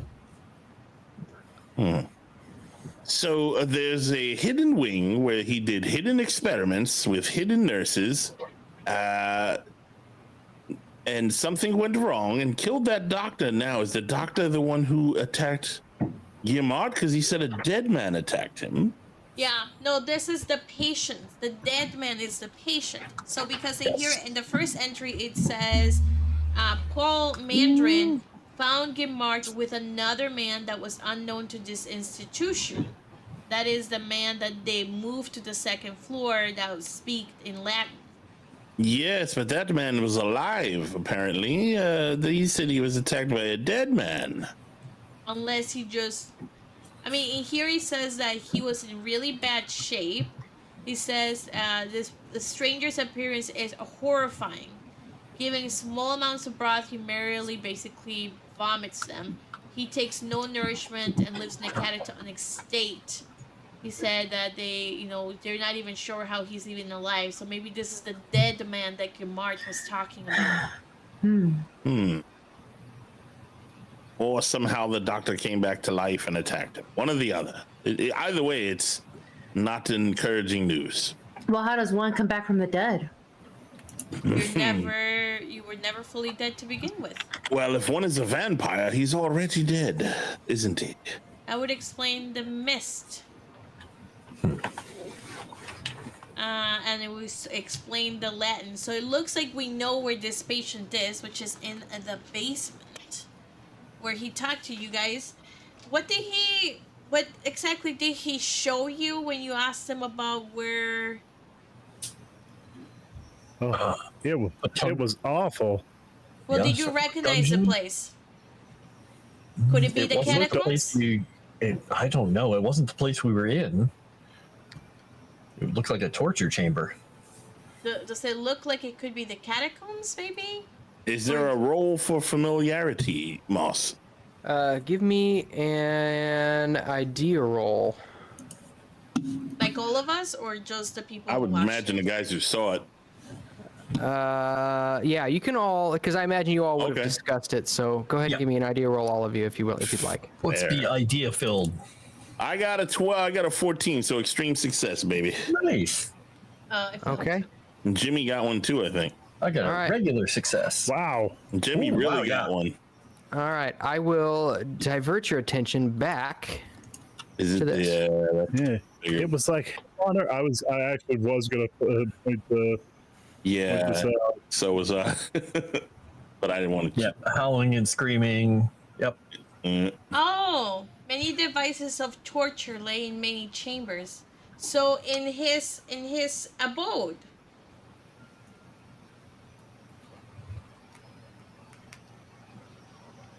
Found a strange Nuremberg virgin, which was locked. Also, that's the Iron Maiden that you were talking about. So do you think that vampire creature was Comte? Or he was the thing that was inside the Iron Maiden. It says, fearing to find a fresh occupant, we smashed it open but found it empty. If he was mist, if he could turn to mist any time, they wouldn't have known he was there. Well, I'm thinking that the vision we saw was from the standpoint of the Comte and whoever his person is. I think he had another person because they were both laughing. And I think it may have been a vision from their point of view, watching the people that they were playing with. Oh, that's horrible. I can't imagine finding any kind of enjoyment out of the things we saw. But we know that his place was destroyed, I believe, and they took him to his new home where he's going to rot, which may be the catacombs or maybe here, because this building is old. Did we ever find where this location was, Moss? Yes. I think we did it. It was destroyed, you know. But we should go check it out. Maybe there's a basement or something we can explore. So let me see. Everybody likes basement exploration. Spelunking. You know that it says in this handout, it was a dark day when noble vermin such as Finnelik did descend upon Poissy. And especially you, Clay, you would know that Poissy is a town about 17 and a half miles outside of Paris. So they grabbed Fennelik by the Poissy. Yes. Oh, no. Gotcha. I was afraid as soon as I introduced this damn town. It's probably pronounced Poissy. Yeah, I've gone to Google Translate because fearing the worst. I went to Google Translate and had it pronounce it for me, and it's Poissy. Poissy. But when you said, you sound like you're Bostonian or something. It's wicked. That's it's true. A wicked town. Poissy. It's Poissy, you retard. That there's a wicked Poissy. I gotta tell you what. So then. That's where it was, and his place is there, but it was probably burned. But we might be able to look through the rubble. I mean, it was a while ago, so. Yes, but maybe there was a hidden antechamber or something where he did the torturing. I mean, it can't hurt to look. It really could hurt to look, but hopefully it won't. We'll send Jimmy in. He seemed brave and not afraid of anything. Yeah, Clay's Jimmy's going brave. to just take a sip and then hand it to Jimmy. It's not that laudanum stuff again, is it? Of course it is. And at this time, you see that there are a few people dressed in normal casual wear.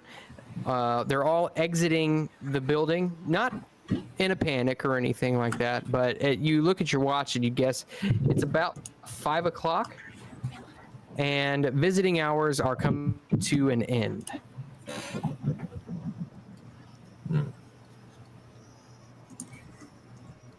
Well, I don't suppose there ain't much left for us to do here. Oh, all right, let's head out. What about your friend? Excuse me, it's been a long day. What about your friend that got arrested? Do we care? I mean, I don't barely know her, but I'm sure she'll find her way out. Okay. For families that will. Well, you don't have to they'll twist be able my to. arm. I was just curious if you can. Well, we don't know Jeez. anybody here. I could try and find a group of unsavory people to do something, but I don't think that's gonna help her much. No, probably not. But we should get on to this Posse place. Yeah. should we make sure that we go tomorrow, or do we want to explore it in the evening? Do we have time, Moss? It's 5 p.m. Can we take our own time? I mean, that's really up to you. Well, I mean, we're not in a rush, right? No. Not I mean, really. I mean, you know that the Orient Express is not, as I told you before, it's not one train. Okay. It's a whole line of trains. So they have trains leaving at various times. So you can take your time if you'd like. All right. Well, we should probably get some rest then. Yes. Get ourselves some rest, get some food, possibly see if Mustafa has any information on anything. Yes, Mustafa. I'm not sure I trust him. Neither do I. Well, that's... He seems awfully sweet on Miss Camellia, Mr. G. All right. So you all make your way back. I filled my charm roll, so not really. Let me see. Bear with me for just a second. There may be many trains, but is it the train? No. The train. So you make your way back to Clay's apartment. You enter the door, and there Mustafa stands. With no skin. Ready to greet you.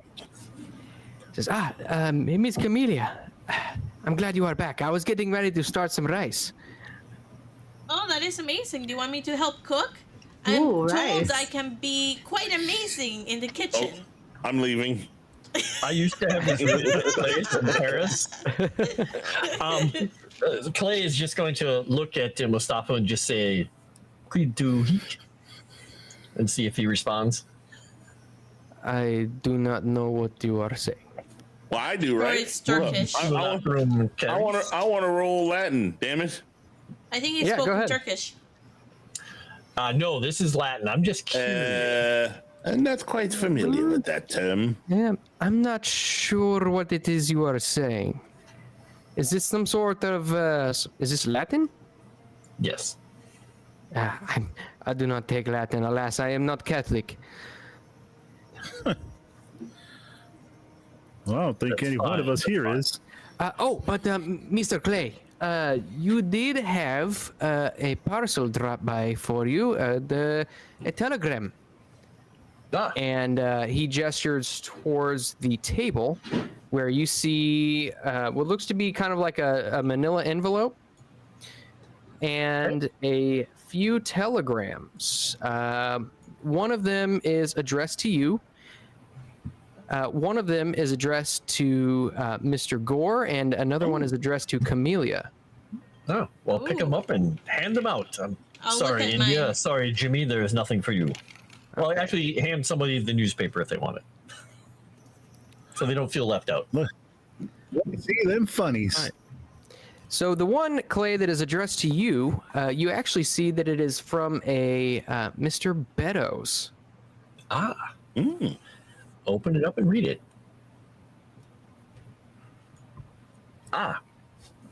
Very nice. Okay.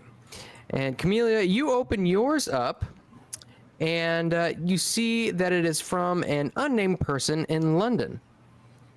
And says, "We received the shipment. All is good." Okay, Camellia will grin very happily and get really excited. Oh boy.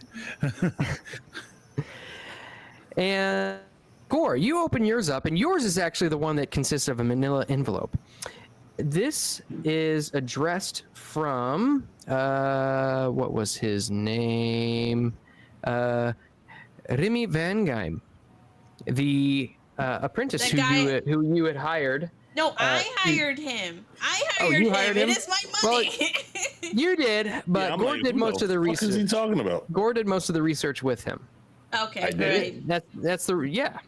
He was It helping is addressed to you, and it Oh, that contains guy. it contains a letter that says that your researches had intrigued him to such a degree that he decided to move forward with his researches. Please open the envelope to find what I had found. Is there a white powder in there? No, there is no anthrax, although there is a 90s metal band. So, you open up the manila envelope, and you see accounts which describe Comte Fenwick's villa. Oh. Accounts describe it as a potpourri of architectural styles ranging from classical Greek and medieval, classical Greek and medieval buttresses to fresh-built broken towers imitating Gothic ruins, similar to the English fashion of decorative ruins on country estates. The three-story building had a dozen bedrooms, a ballroom, and numerous sitting rooms. You also find a set of plans by a Parisian builder. Now, are you keeping this to yourself, or are you at the moment I'm waiting to hear what the info is first. Okay. Set of plans made by a Parisian builder and detail the layout of the house. Down leading stairs indicate the existence of an unmapped cellar area. A cameo etching of the mansion's front view exists. Studying the drawing, it's what's the word I'm looking for? As you study the drawing, it kind of, I don't know, it sits weird with you. The way that the architecture was made is very eclectic. Shall I roll in a cult? First, as you're looking at this, the drawing actually really gives you the creeps. I'm going to need you to roll me a sanity roll. From a drawing? Good Yep. God, Moss. Did the eyes follow him? Well, The lines, thankfully we're not sharing that. the lines on the building are subtly craved I'm good. and do not seem to be the product of a rational mind. You don't lose any sanity. However, you notice that the site of the villa is not listed.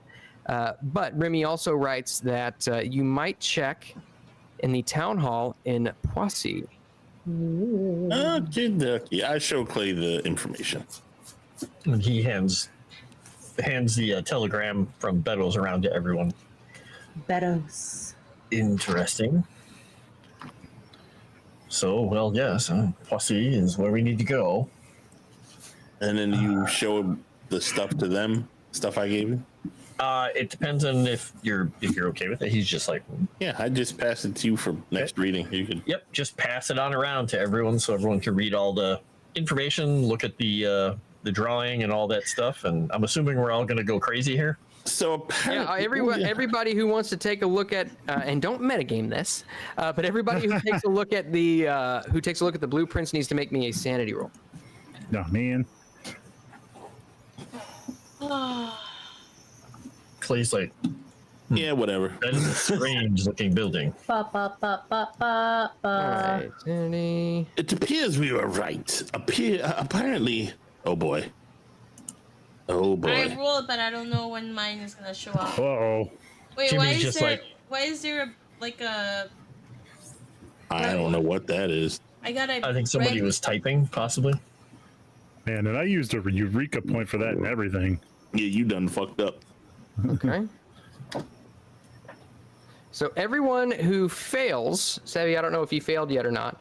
I have no idea. But everyone who fails only loses one. This isn't a majorly disturbing thing, but you can tell that whoever designed this house was a bit crazed, and it bugs you a little bit. They was funked up. Once my rolls show up, I can tell you if I failed or not. That's so weird. I don't know why it wouldn't show. Are you updating the software every time you jump in? Oh, I don't know. That's odd. Because I think you're the only one who's having. It might be just because you're kind of the center of the stream right now.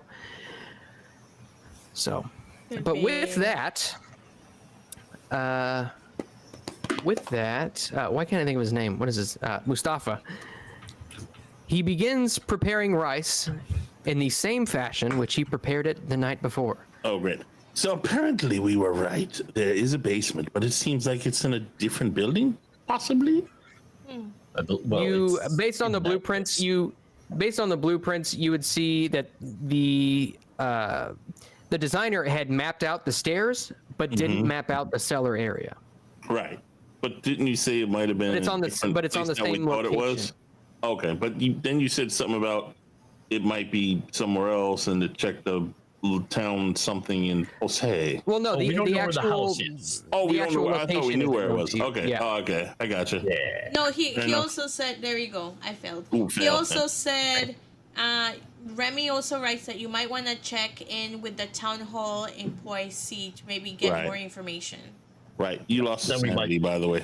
Yeah. Might be able to find where the house had been. Right. Go out Right. to that spot. All I right. gotcha. Super delay. Super delay. What's up with that? I don't know, man. It's been like storming. Like the storm was so bad, I didn't think I was gonna have internet. I know that feeling. For a while, it was like really strong winds and thunder, and I was like, I don't think. And then my internet kept dying off, so I was like, I don't know if I'm gonna make it. But it stopped raining, I think. I mean, it's hard to tell right now. Well, I don't hear the thunder, I should say. Yeah, mine died last night for a little while. So I don't know how much of it might be that issue, or if the winds caused a problem or anything. I have no idea. Well, it's done it before. I don't know the chat. Are you noticing a downgrade in stream quality? Seem all right. Because I seem to remember It you did happen last time too. having that issue. Yeah, You had you're that issue right. before. So it must not I'm be watching the that. stream. I'm watching the Must- stream right now. It looks okay. So it might just be the app itself or something. Did you update your whatchamacallit when you started? I did, although I haven't updated in a while. So I updated it today for like the Okay. first time in a couple weeks. Weird. I don't know. Who knows? It seems to be okay. I mean, we'll just have to put up with a little lag. It'll be fine. Is somebody getting text dings, or is that my phone? That's you. Might be you. Well, you did lose a sanity point, so Oh, actually, maybe it's the music. It is the music. Oh, did you lose okay. a sanity point too? Ooh, so much sanity lost. So many. So far, sanity losts. so far I've lost 2 sanity points tonight. All right. So, is that how you all would like to end your day? Oh, well, I need to Belly read full my of book, rice. but yes. Okay. Yeah, Clay's gonna write about the whole event like he normally does each evening, and I'm make sure that actually, everybody's situated. I go out for dinner. No Mustafa rice. Well, Camellia said she was gonna help him cook. So Hey, Camellia is I'm not playing it me. safe. Camellia is not me, and you don't know what my like helping cook it might be. I think it's Miss Exactly. India Maria you got to be worried about. I'm worried about all of you. I think Camellia is going to be supervising with wine. Just drinking a glass of wine, making sure it's done right. Jimmy's going to go along with Mr. York just to keep an eye on him, but he already ate the rice. Mr. York, where is he going? What did I miss? Sorry, Mr. G. I'm getting my misters confused. I'm sorry. Yes. Mr. This, Mr. That. It's not easy, you know. I mean, it's just 2 names to me. Gosh, Mr. Stop Summers. throwing all these Doesn't sound numbers right. at me. Wow. Okay. All these I big will numbers. practice my Turkish. To see if I can learn any basic Turkish. Yeah. Go ahead and make me a Turkish roll. You know what, Moss? During dinner, I want to learn some more Latin since I didn't understand those Latin words. I thought I was more learned than this. Mid, I failed. Okay. Yeah. Go ahead and if you want to talk to Clay about his knowledge of Latin, go ahead and give me a Latin roll. Alrighty. I'm not even going to do this Latin thing. Ah, come on! I should have did the thing. I would have succeeded. Oh, no, I wouldn't have. Never mind. You can spend 14 of your 48 luck. Yeah, you can also kiss my ass, but, you know. Oh, fair enough. Does that cost luck points or? We'll see who will have the last ass kissing. Well, if I keep failing my luck rolls to get more, yeah, it's going to be me who get laughed at with no luck.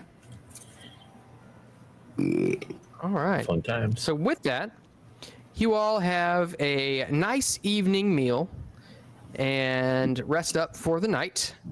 My steak was delicious. And it was very good. This is Paris we're talking about. Not known for their steak, really, but okay. Well, I mean, they can cook whatever they want. Well, I will assume it was smothered in butter, so it can't be bad. Yes, Chrysanth, they did have bread. Oh yeah, there was bread. Yeah, there was How much bread did you eat? enough.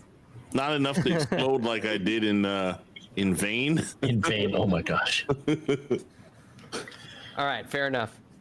All right, so you all awake the next morning. What is your next course of action? Go to the new town.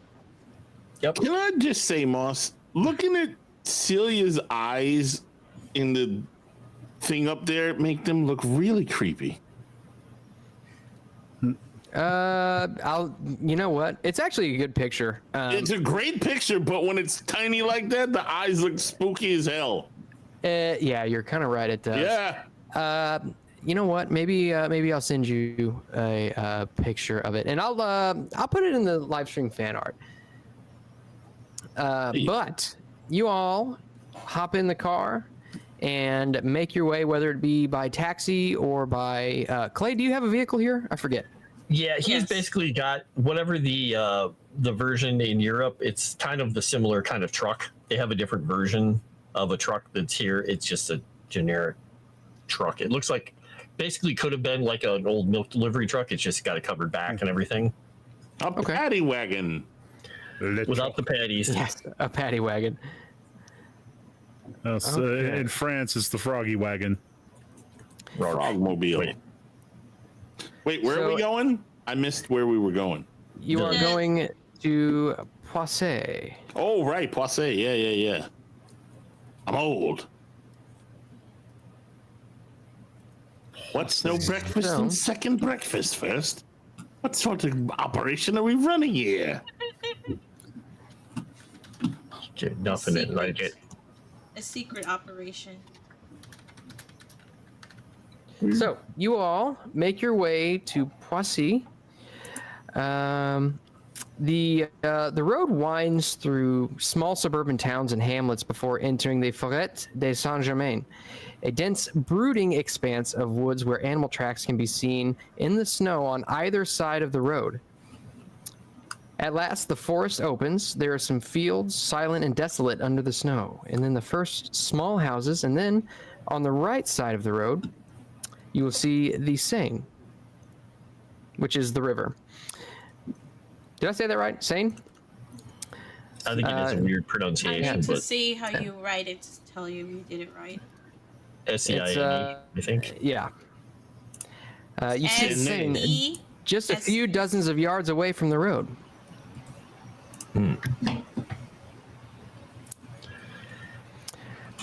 On the left side of the track, let's see, you see what looks to be or on the left side of the road, rather, you see what looks to be the railway station, whose platform overlooks the town square. And waiting passengers press on the restaurant of Hôtel des Ruines. Wait, you're roboting. You in Hotel de la Robato. Mr. Arigato. Yeah, we're getting late in the stream. It's about time I start roboting. Beady, beady, beady. See, this is next day. Oh, man. This would be next day is what day? Thursday, January 11th. Way to go, Buck. Beady, beady, beady. I get that reference. So, you see nearby the Hôtel des Ruines, where a lot of the would-be passengers of the train have been keeping warm. The town is bustling despite the cold, with the atmosphere of kind of like an American frontier town. hedged in by the forest. 3-story houses, some recent, some dating back to medieval times, flanked the paved roads with gendarmes on horse patrol. There are carts, a few cars, and a tram line to a nearby Saint-Germain-en-Laye.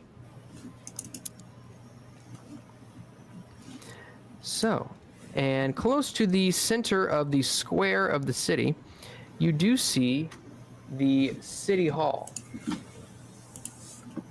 Le City Hall. Oui, oui. Pull up over there as close as we can. Obviously, I don't know what the ability to park an actual car in this little village You can is. park 15 minutes in this spot, but you can't stand there. Yeah, you do see that there are other cars parked kind of along the square, so you can easily find some parking. But you should look for the municipal parking garage. We're just going to be near some horses or something. Yeah, that's probably it. All right, so you make your way into the town hall. We. Okay, All right. when we go in, I'm gonna do like a spot hidden or psychology. Let me know what to roll to kind of spot the person who is gonna be the most chatty and the most helpful. Like if we walk in, maybe they're like giving like the eyes to India or to Camellia, like somebody that would be just more willing to give us information. She's looking for someone to grift upon. Okay, give me a spot hidden. Looking for a potential simp here. Yes. I'm being a girl. Okay. There you go. Oh, Look at his that. powers are strong. Okay, so inside you see it looks to be as you enter, the place is very brown. Old leaving. hardwood floors. Nice. Old hardwood floors with very, very old brickwork along the walls, dark wood desks. And you see just off to the right side of the door, you see a receptionist who's kind of got his face in his hand. He's almost falling asleep. But you do see, as you look further in, you see that the room kind of opens up. A staircase along the right side of the room leads up to a second floor with a balcony up above. And it looks like there is a gentleman who is standing there, giving you the eyes, Camellia. Ooh, Okay. watch out. I will walk over to the male. The male specimen. Yes, can I help you? Oh, He says, "You're not from around here, are you?" No, I am not. I'm from Chicago. This is my first time in France. Oh, well, might I be hopefully the first person to welcome you to Poissy. Thank you. Definitely the first time here. Do you know this town very well? Poissy. I know it about as well as any City Hall employee could. Why? What are you looking for? Oh, then you might be the best person that might be able to help me.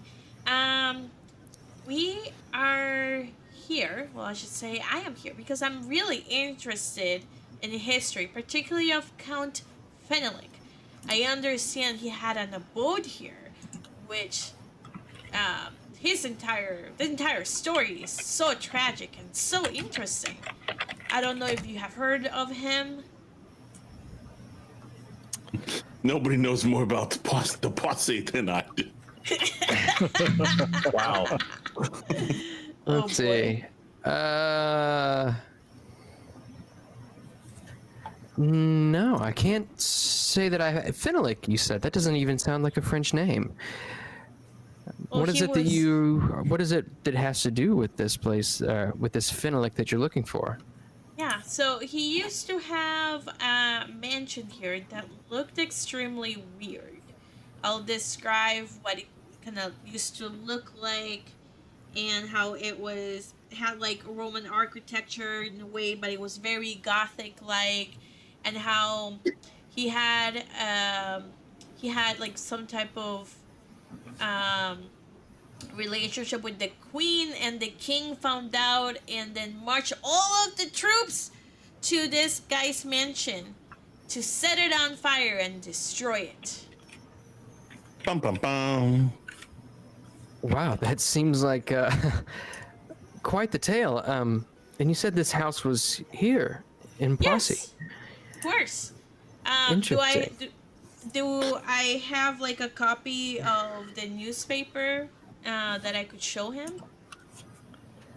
Of which newspaper? The one that talks about the king going to his house. Moss old boy. I'm sure one of you would have it. Yeah. Can I roll my history? I have an 80, for God's sake. Yeah. I Roll will- your history. What are you trying to find out? Where the hell this place is? I got a I mean, success. I would say you probably need an extreme success because this is Yeah. old and it's one villa amongst many. So I you're will show not him really the- sure. I will Go show ahead. him the clipping while Gore did roll. I will show him the clipping. He looks it over and you see his eyes get kind of big. He says, "Oh wow, this is interesting news. I'm sure it's a fine tale. I am not sure exactly what this is in reference to.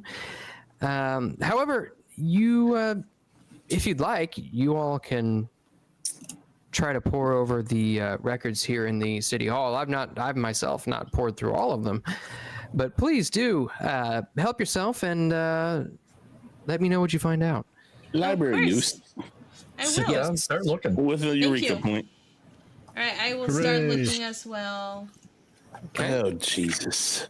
And I'll Regular use success. I'll Okay. use a bonus die as well. Okay. Oh, look. This library. Oh, look, you've become a library genius.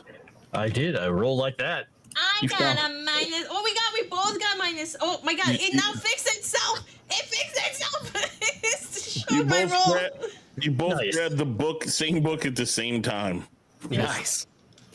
So it takes you a good while because there's been a lot of construction, a lot of things have happened in the town since then. However, after about half a day, you do come across what look to be similar plans to what were presented to you previously. However, you also come across the old address, and you come across the name of the current owner Oh, no. of the property.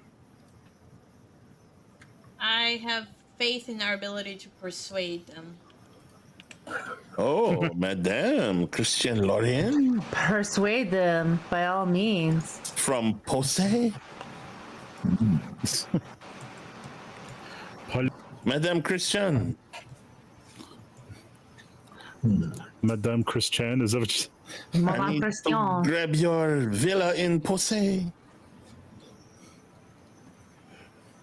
I didn't have that one on the bingo card. grab her the villa, posse. Wow. But Okay. I will ask directions from the employee that was so helpful if they can help us figure out where this location is. oh yes, Dr. Christian. He and his wife live down. Let's see, down past the Collégiale Notre Dame de Poissy, and down just a little. Let's see. The school of what? Yeah. Wait, Mr. Christian? It says Madame. No, it says Says doctor doctor and and madam. madam. Oh, I don't speak French. Well, it means and. Basically, he tells you you need to pass by the Collégiale Notre Dame de Poissy, which is as you can tell, is a church. Okay. And it's down the street a little ways. And he Probably says, isn't incredibly far away, but we'll see. he says, tell the good doctor that I said hi. I'm going back and forth between American and freaking French. All right, I will. Tell the good doctor I said hello. Will do. I appreciate your help. Excuse me, young man. Your baguette is hanging out. Oh, my apologies, mon ami.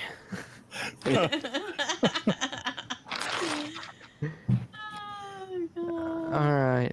So you all make your way down to 6 Enclos de l'Abbé. Mm-hmm. All right. So you pass by the Collégiale Notre-Dame de Poissy.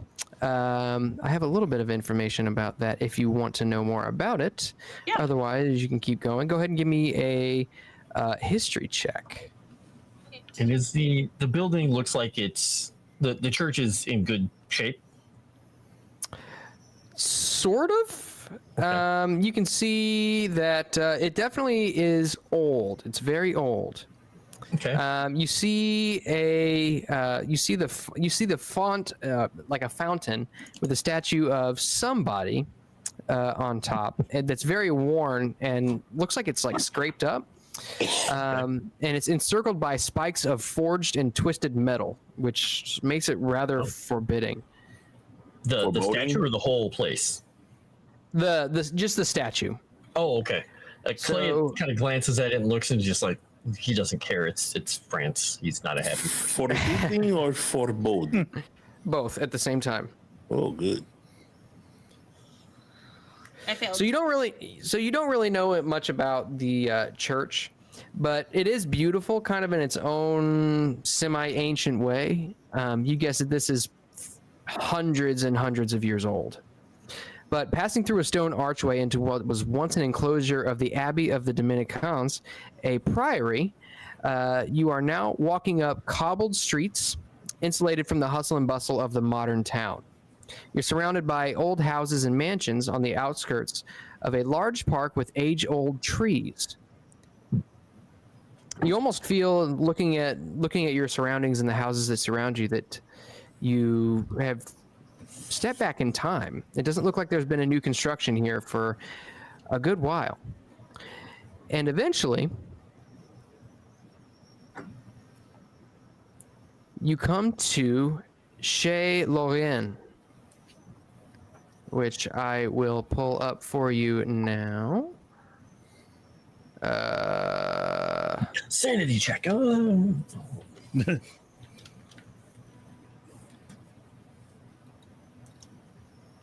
Everywhere is creepy. The house It's a fuzzy of house. the doctor. It is a fuzzy house. It's full of le ave. I was gonna say, it And you looks like a see, puppet. the house is surrounded by a large crumbling brick wall, obviously very old, but it almost seems like it's in part supported by a massive climbing rose bushes which cover them. The roses would be probably incredibly beautiful in the spring, But it is not. but right now they are dead and almost forbidding or foreboding. Having been Both works. Having been pruned back, they resemble a twisted and knotted barbed wire. So You it guys looks see like the a image? creepy haunted house, yes? Yeah, we see the image. Okay, now I We see. see it. I You can don't see it definitely- on the. You can definitely tell that the house is inhabited as you see smoke rising from the chimney and a warm, comforting light fills the room downstairs.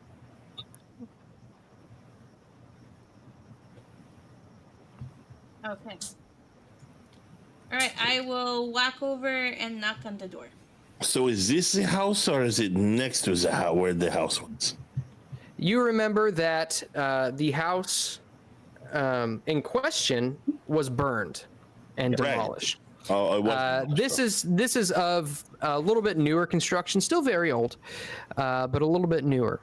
And you know that this was built on top of the old The site. ruins. Okay. So, did you say you go up and knock on the door? Yeah. Well, wait. Alright. We need a plan. Okay. The plan is we explained that we are history buffs and we know that something really exciting happened a long time ago, and we're wondering if they can give us a tour of Yes, their well, we home. need to get into their basement. Yeah, I know. So some of us can distract them, and others can go to the basement.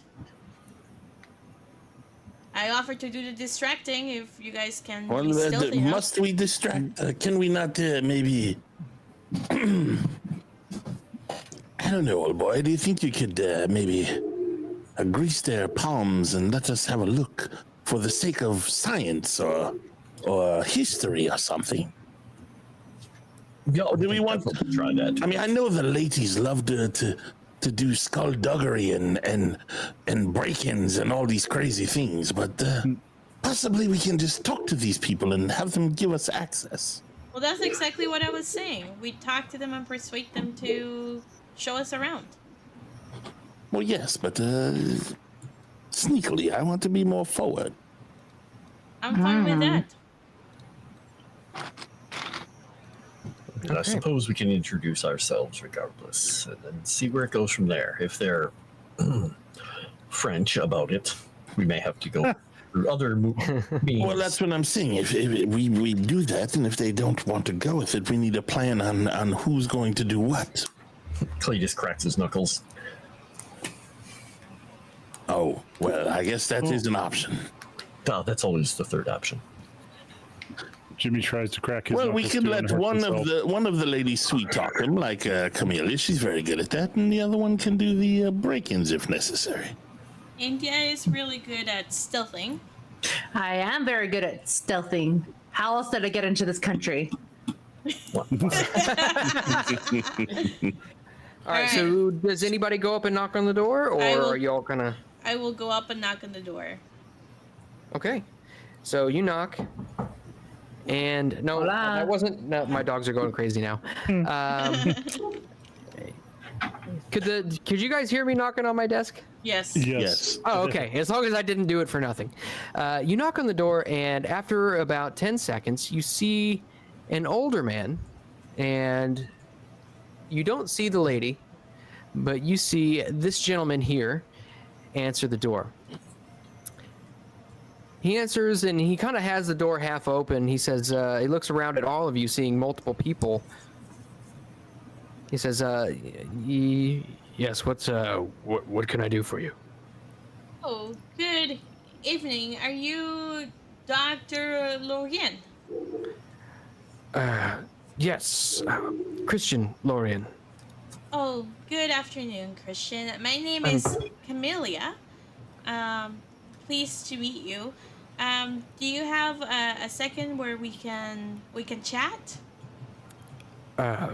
Might I ask what this is in regards to? Oh, yeah, of course. We are history lovers, of course, and your house has such an interesting history. I don't know if you're aware of it. It's absolutely fascinating. And You see, his ears kind of perk up a little bit, and he leans back a little bit and opens the door slightly more. And I'll explain, like, in X year, there was a Count Fendrick that lived in this beautiful land that now you call your abode on. And he had a secret affair with the queen. And when he got caught by the king set his men to come to this very place and torch the entire place up, completely destroying Count Fenrick's mansion. I will show him the article that we have. He looks it over, reads through it, and he says, wow, this is interesting history. Please, no, how rude of me. No, come in. Thank you. And he opens the door all the way. And as you enter, you see that the house is quite nice. You can tell that he makes a decent living. While a little dusty, it looks as though a lot of this architecture is is inspired by 17th century architecture. And you see, kind of clutching on to his legs, you see a small child, about 3 years old. Oh, hello. hello, you little dear. He says, "This is Kitri, is my daughter. Please come in, have a seat." And he gestures towards the dining room, and you see a fine carpet, a nice mahogany table with a fireplace burning beyond, and several seating places for about 8 around the table. He says, "Would anybody like some coffee?" Oh, that would be lovely. Clay nods. He's going to try and give the little girl just a nice, because he's a giant and he's scary looking, he's going to try and give her a charming smile so she's not completely terrified of him. Might you have a spot of tea instead? Oh yes, of course. Clay, give me a charm roll. All right. He's pretty good at it if he has to be, but we'll see. Charming Lay giant. down the charm. Oh yeah. Nice. Okay. Wow. You You can see be charming with humans, not. I mean, what? Jumps on his back. She No, kind get up. of giggles a little bit and then runs back to Christian and clutches onto his legs. Oh. And you see as he begins making coffee And and tea, he's in the kitchen, which lies just beyond the dining room. Kitri is there clutching his leg, and he's staring at all of you. Oh, sorry. She's staring at, I misgendered my own character. She is staring at all of you, but in particular, she's looking at Clay. Ooh, lovers. She just wants Disavow. presents. She thinks she's I'm- like, Disavow. Okay, my bad. I retract that. I'm sorry. Like I said, she just thinks I'm Santa Claus and wants, something for Christmas. Well, it's also France as well. he's Clay, not Sorry, Chris I forgot- Tyson. sorry. Relax. So if you would, anybody who's kind of just watching and sitting there, just give me a spot hidden roll. I could do that. Sí, se puede hacer eso. I'm not even paying attention, and I noticed. Already. It's like, Spot hidden roll. Oh, my favorite. Old. I gotta close some of these people. Oh, I Old, failed. soon be dead. I mean, Regular I'm sure they're success. fine. hey, Sevi, your roll popped up right away again. I got an Yeah, extreme that's what I was success, saying. sir. Okay. Yeah, it's So been working better. those of you who succeeded, you notice as he's starting the kettle and everything and grinding the coffee, there's a particularly nasty scar on the back of his left hand, which disappears up his sleeve. Want to know how I got this scar? No, I don't. Everybody loses their minds. Apparently. That happens. Yeah. Then he Just pulls what out you a did. pencil and puts it on the table. Bad truths from my childhood. Can I look over to his wife and I say, "No time for the old in out, love. I'm just here to read the meter." I'm just kidding. No. I don't really say that. But if anyone can gets I the tell? reference, good for you. Can I tell what kind of scar it is? Maybe. You can give me either a first aid or a medicine check, Okay. or a natural world. I'll allow a natural world. I'll do that too. I'll do first aid. Clay didn't notice it, so he's like, Oh, I very thought- interesting house.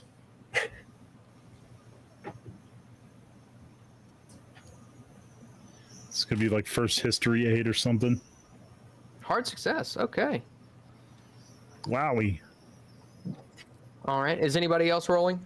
I did, What but are I we failed. rolling? To What are we determine rolling? this, to determine the scar that he has, how he Yeah. got the scar.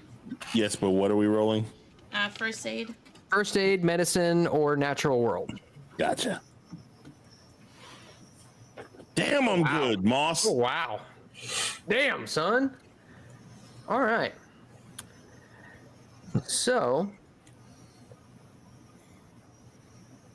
Yay. nice. Okay. So, yeah, everybody who succeeded can tell. It looks like there was an initial piercing in multiple areas, and then sort of like almost as if it was dragged along after the initial piercing.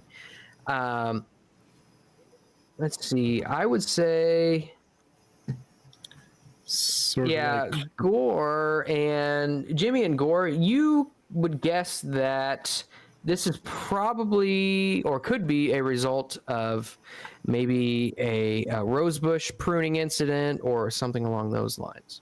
My mind was going to go towards animal attack, but Or war wound. He got attacked by Crescent. Of course he did. And finally, he brings the coffee and tea over to the table and sits down. And begins just kind of chatting with you. He says, so tell me, how did you come upon this information that you're talking about? What did you say? It was Count Fenelick? Count Fenelick. We actually found the information from, hold on. Nope, that's not the one I wanted. From the bibliothèque in Paris, the main bibliothèque. I forgot the name of it. Bibliothèque Nationale. Yeah, the Bibliothèque Nationale in Paris. We were doing research, and we came across this scandal. So of course we had to come and see the house and see the area. Oh well, it's quite interesting. I wish that I had more to tell you. I want to see if he's lying about what he knows about the house, Moss. Yeah, go ahead and give me a psychology roll. Yeah, I'm going to use a Eureka for that too, because I kind of suck at it, and I still suck at it. I'll do it as well. Okay. And this is just psychology? Yeah. Yep. All right. Okay, success. Hit it exactly. Okay. Made it by that much. All right. So, let's see. Okay. You can tell that he genuinely doesn't know anything about this Comte Fenelick or the manor which stood on his current property.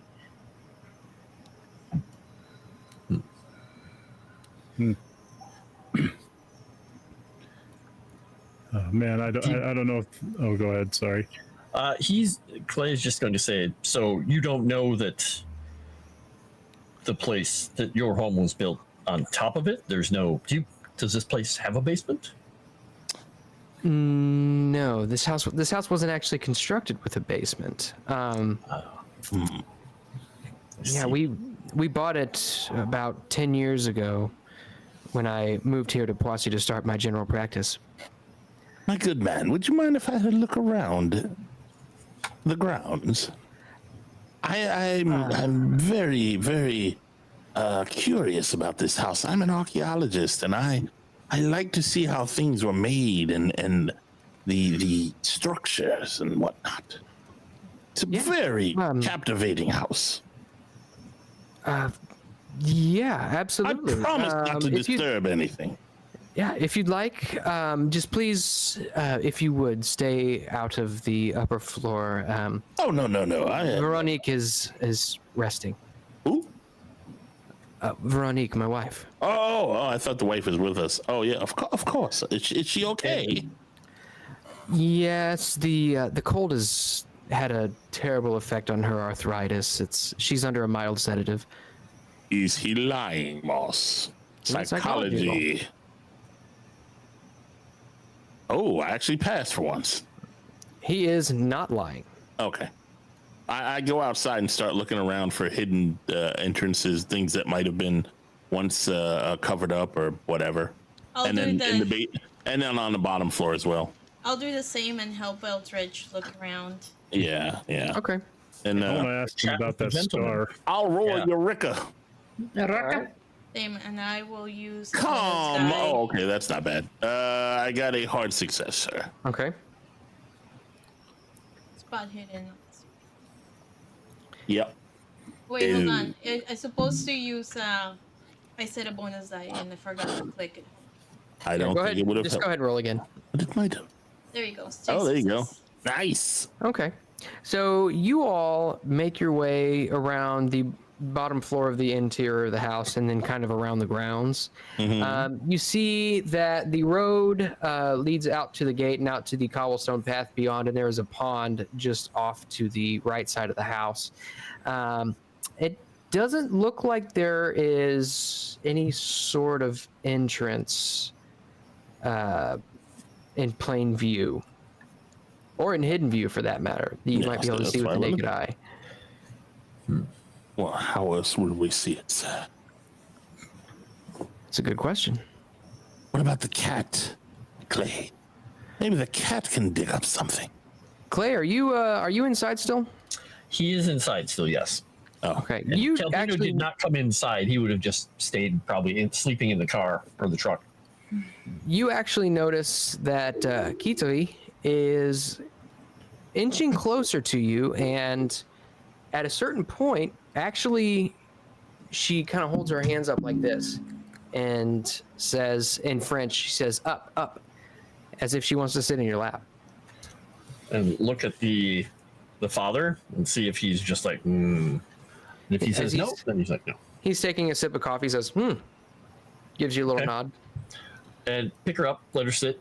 She's probably tiny because he is giant.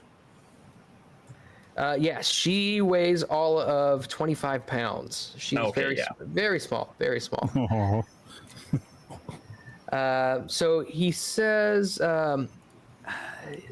clearly you're you're American? Yes. What is it that brings you all the way out to France? Sent out here by a friend looking for things historical, I guess. What would I say? A wild goose chase on his behalf because he was injured. Interesting. Well, I don't know. I really wish that I knew what sort of significance my home was. Give me a psychology roll. Okay. Let's psychologize it and see if we can do better than almost failing. Okay, fail. Bumble, in fact. He probably really good at rolling them 100. I got 100, yeah. He's just totally like, completely like, this guy is totally telling the truth. Okay. So you kind of sit there and you kind of go back and forth for a while, and he kind of snaps. He says, oh, wait a minute. Hold on. We got a letter about 6 months back. Here, let me see if I can go fetch that. And he pushes his chair back and gets up and actually runs upstairs. Okay. You sit there and wait? Yeah, sit and wait, and actually just ask the kid if she's still sitting there. If she knows if there's a basement. Is there a secret place that you can go play? Anything like that? Do you have secret hiding places and things? Because it's possible that she, being tiny, could find places outside or inside that she sneaks into. In French, she says, I like to hide. Yes. I like to hide. I like to hide under my bed. It protects me from the monsters. Ooh, monsters. What kind of monsters? The scary kind. The worst kind. The ones that come out at night when you're sweeping. Do they make strange noises? Do they speak in Latin to you? Latin? What's Latin? And he's just going to say a few things in Latin to her. She scratches her head. I don't know. Quid tu hic, for example. And after a few minutes of this, Christian actually comes back. He says, I found it. I got this strange letter about 6 months ago. Oh God, where is it? I should have had it pulled up. Damn it. Can we say we're back inside by now? Yeah. At this point, you can say you're back inside. Okay. I've got too many damn tabs open. Stalling.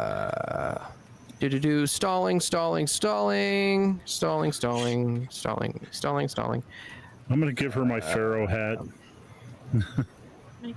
And he says, I didn't know what it was about, and it didn't really. I didn't know the individual who sent it, and it really didn't mean anything to me at the time. But it's interesting. Perhaps it might relate to what you're talking about, and he hands it over to you. Okay. All right. Oh dear. Sorry, I read quickly. I got through a few words. I still can't see it, so Chad's gonna have to wait for a second while it loads. Do you want me to read it? Oh, I see it now. Yes, please Okay. read it. Please read it. To whom it may concern, I realize that I am a complete stranger, and this letter may well mean nothing to you. My name is Edgar Willington, and I'm researching the history of a statue known most commonly as the Sedefkar Simulacrum. I recently came into possession of an old scroll which presents an intriguing description of the item. This piqued my interest, and I'm now endeavoring to trace the simulacrum. My search has led me to your address. The name is probably meaningless to you, but through my researchers, I've learned that the last recorded resting place of the piece of art was in a house that occupied your land in the late 18th century. The statue was a unique Arabian artifact, lost during the events of 1789. Its last owner was a German nobleman who once lived where you live today.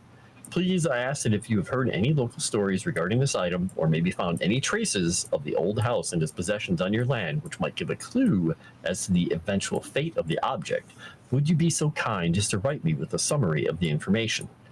I apologize for the rather strange nature of my request, but I feel that I should pursue whatever leads remaining to me. I hope that you will not go to any great length regarding this. Yours most sincerely, Edgar Wellington. Heard this name before? I don't remember that one. Not yet. You have not come across that name. Okay. And that is going to, after Clay reads it, he's just going to look at him and say, that's very interesting, because that is exactly what we are looking for as well. He looks at you with sincere interest and says, what is it? The simulacrum that it's talking about. It's a strange old statue that different groups are interested in for different reasons. Some of them possibly a little less than savory, but it was split apart a long time ago, and it's possible that either it or part of it was here at one point, held by that very same person. And as you're saying this, you see Kitari, who's still in your lap, reaches for the letter which you're currently holding and knocks your other hand and just drenches her left arm in coffee, and she begins screaming bloody murder, almost as if her arm had been cut off. And Christian jumps up and he says, boy. now, Kitari, it's okay. He says, please, I'll be right back. Okay. And he takes Kitari off into the lavatory. Have your screaming child back. Your screaming clumsy child, no less. Well, yes. No, that was deliberate. Yeah, and he's going to just hold the letter out to whoever is currently next to him. I'm assuming it's Jimmy right now. Yeah. So it says it occupied in the land. It doesn't say in the house. Yeah, occupied your land. So when Gore and I were outside, did we see anything that might resemble a part of a statue? No, the land looks like it was pretty well cleared. The only statue we've seen is at the church.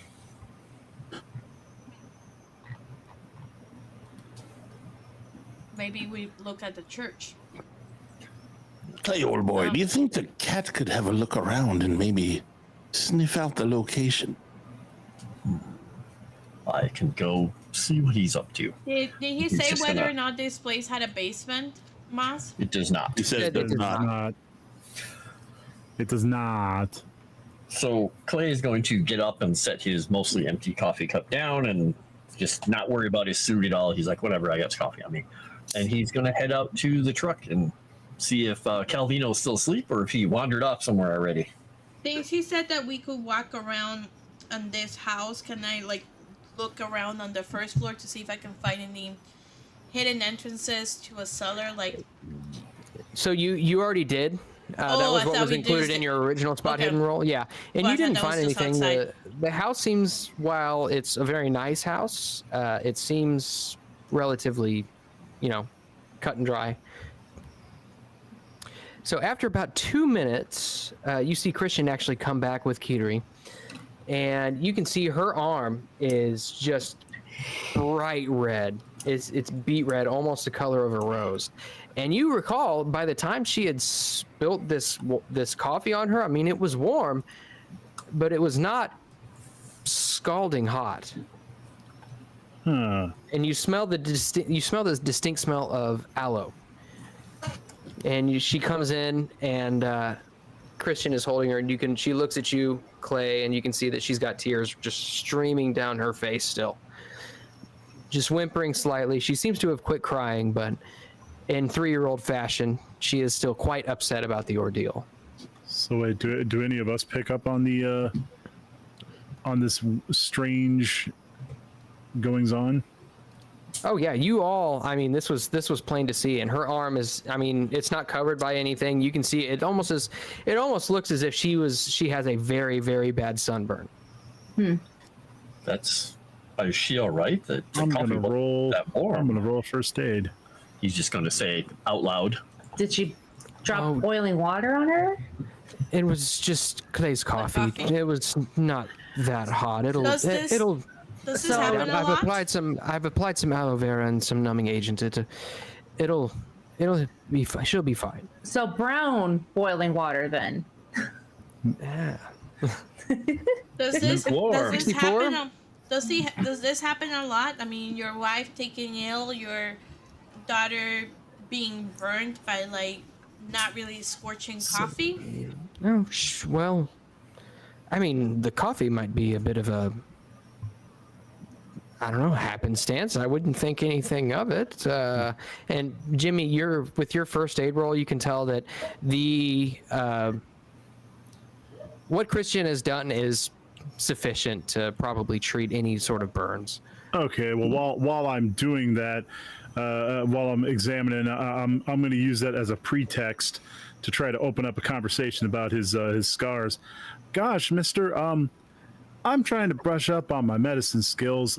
Jimmy Summers, by the way, I'm a student of Mr. Eldritch Gore over here. Might I have a look at that interesting injury you seem to have obtained? I don't mean to offend or anything. It just might help me further my learning. Oh, this? Yeah, not at all. He rolls up his sleeve a little bit, and you can see it looks as though, you see, as I described before, the initial piercing, and it looks as though the arm had been scraped, almost as if somebody had slapped him with a cat of nine tails and drug it out along his arm. He says, yes, this is, last year I was pruning the rose bushes, and I got a nasty infection. I was quite ill for about a week, and it doesn't seem to have healed quite very well. Can I tell if his story checks out?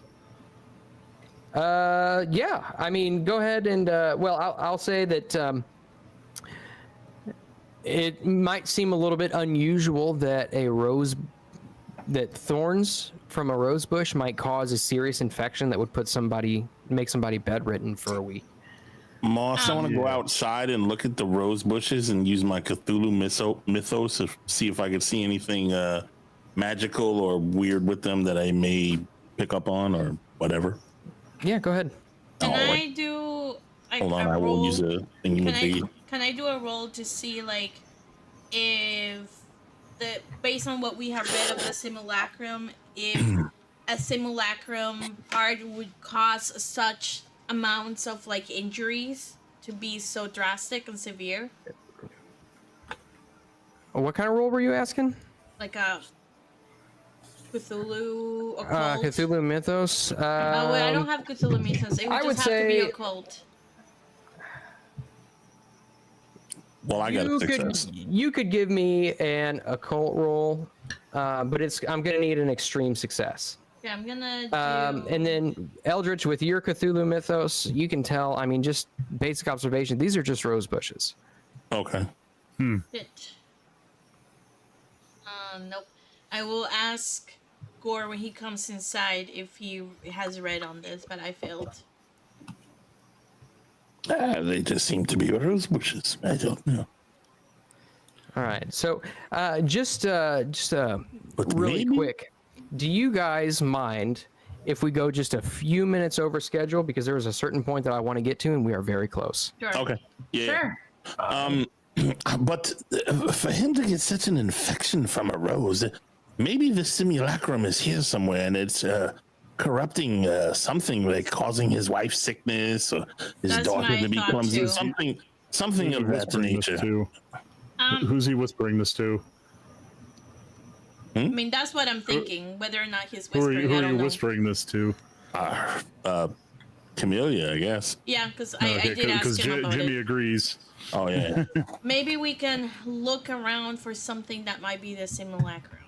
So, can we search before for hidden entrances and entryways? The role include us searching for the actual simulacrum. So, well, No, he it's said an we could object. explore the. He said we could look around the grounds, right? Well, maybe we should look there. You know, I I'm will- thinking. Hold a moment. At this point, Christian he speaks up and he says, I understand that you all are deep in conversation and as interested as I am. I was wondering, would you all like to stay for dinner? Ooh, yes. Absolutely. That would be amazing. Certainly. What's for dinner? Well, I was thinking about having some lamb. With mint chutney? If you'd like mint chutney, we can have mint chutney. Yay, I'm so excited. I'm thinking that the thing that we're looking for possibly is upstairs, since he doesn't want us to go there, and his wife is up there constantly sick.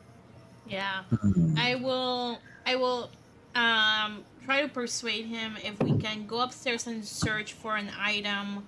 'Cause we think the item might be upstairs, and we think it might be related to why they're getting sick. Well, maybe we should ask him first if he has any strange keepsakes that were in the house when he moved in, or maybe he found on the property. Okay, all right, we'll do that. I'll ask him that first, Moss. Okay, so he says, no, the house was completely cleaned out by the time Veronique and I moved in. And I'm not aware of any keepsakes or anything that might be hidden.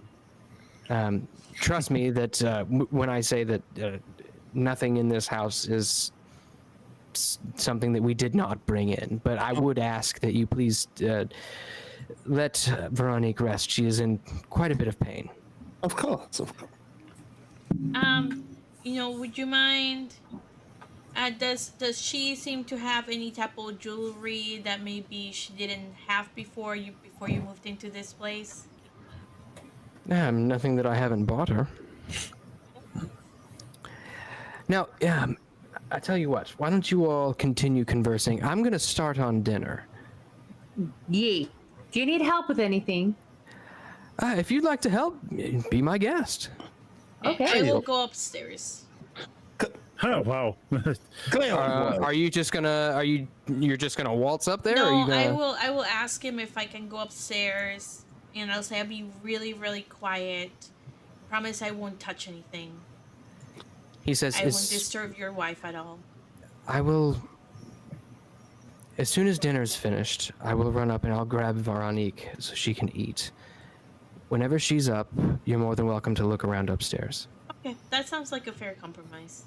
Clay, old boy, Yes. do you think you could talk to the child, since she seems to like you, and see if she's found anything strange or weird or whatever? The only already thing she tried said that. she's found was she likes to hide under her bed because that's where she hides from the monsters when they come.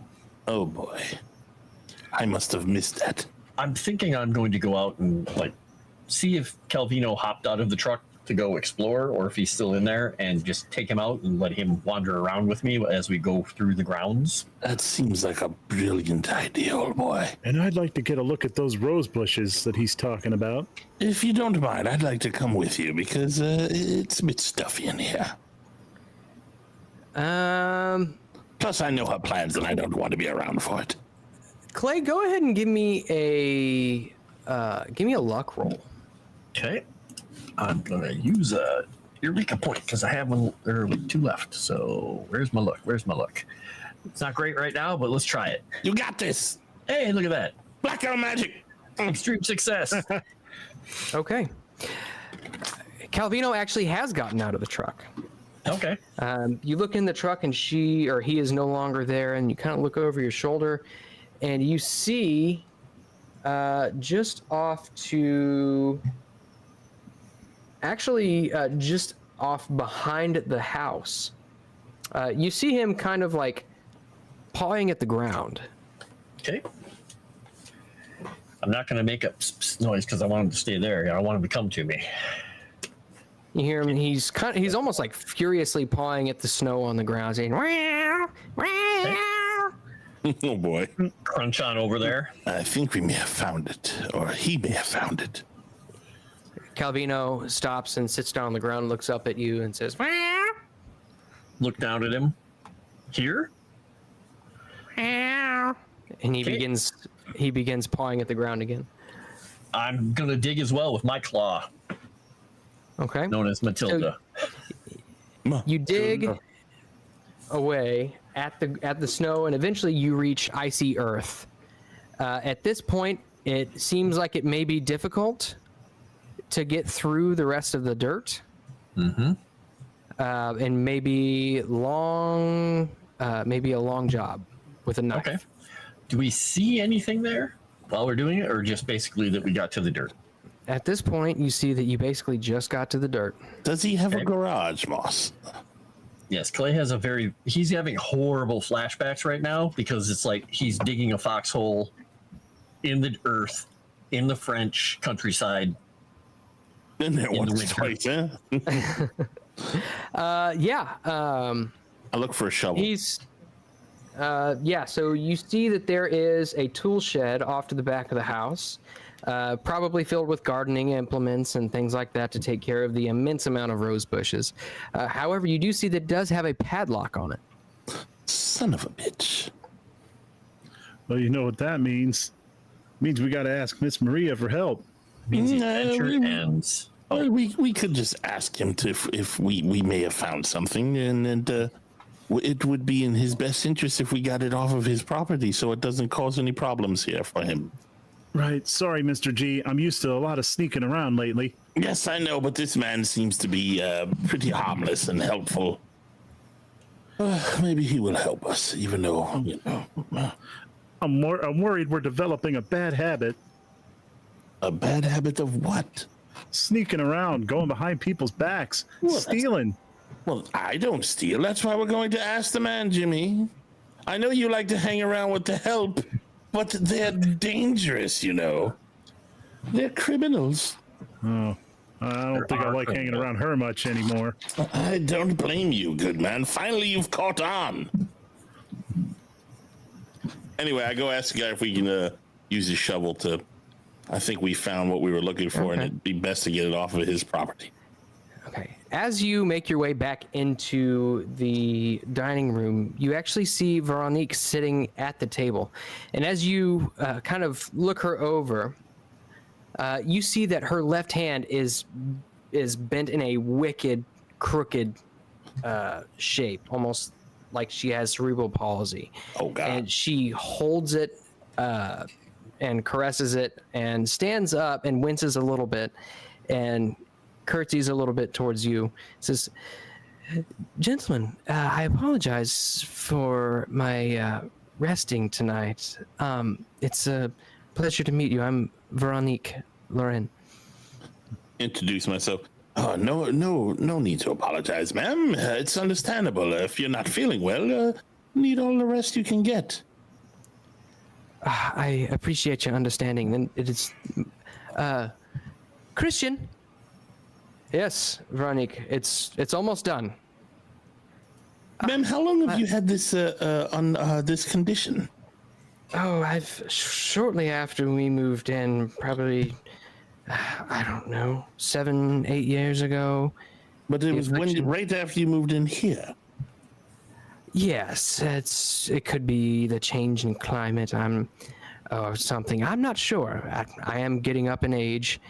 What if I told you that there's something possibly on this property that has caused your condition, and if we were to remove it, you might start feeling better? Oh, poppycock. That sounds ridiculous. I know how it sounds, but But I am very adept at these things, and I know a thing or two about a thing or two. And if you let us dig this small hole in your yard, I can almost guarantee you'll be feeling better. Dig a hole in our Not a yard. very big hole, a small hole. I'm not Christian. Yes, love. They're wanting to dig a hole in our yard. Small hole. He comes back in and Listen, my boy. leaves India to the cooking. Yeah. Christian, my boy, I think we may have found the cause of all your problems and maybe the solution to ours. And we might need to dig it up. It seems to be right at the back of your house. At the back of the Or was it at the back, Moss? It was. The back, right? Yeah. Yeah, it was back the of the back. house. He Yeah, said there's nothing been there since we've moved in. Well, that's because it's buried, my good man. You're going to have to trust me. If you let us dig this small hole, we'll find this thing, and everyone will start to feel better. I can almost guarantee it. Yeah, this I'm lying subject out that of my we're. ass, by the way, Moss. I have no idea. I'm just Well, hoping no, for the best. I think you're telling the truth. I will think add, I'm telling the truth, but I have no idea. I will I also would say give me a persuade roll with a bonus die. Okay, and I will also use a Eureka. Yep. And if you have another bonus die, keep in mind you can. I only have you can, one.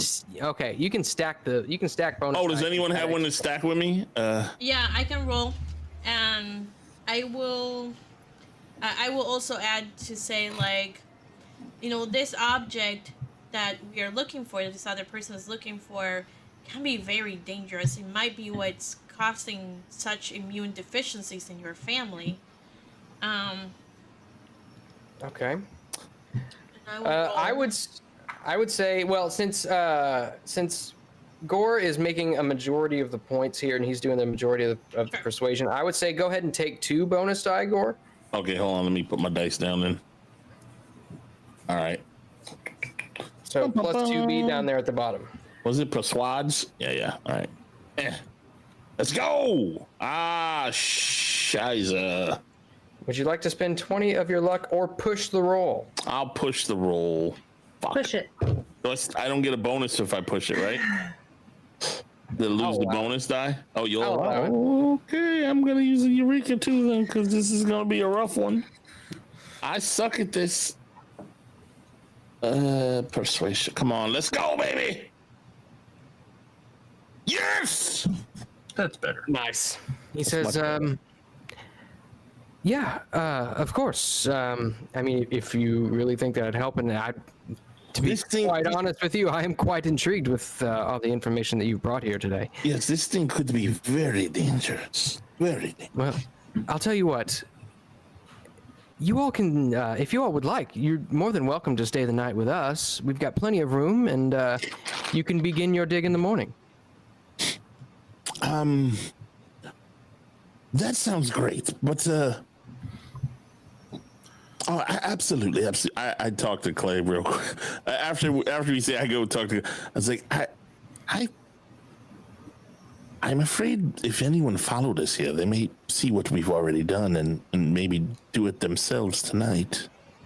You think there's a way we can? I don't know.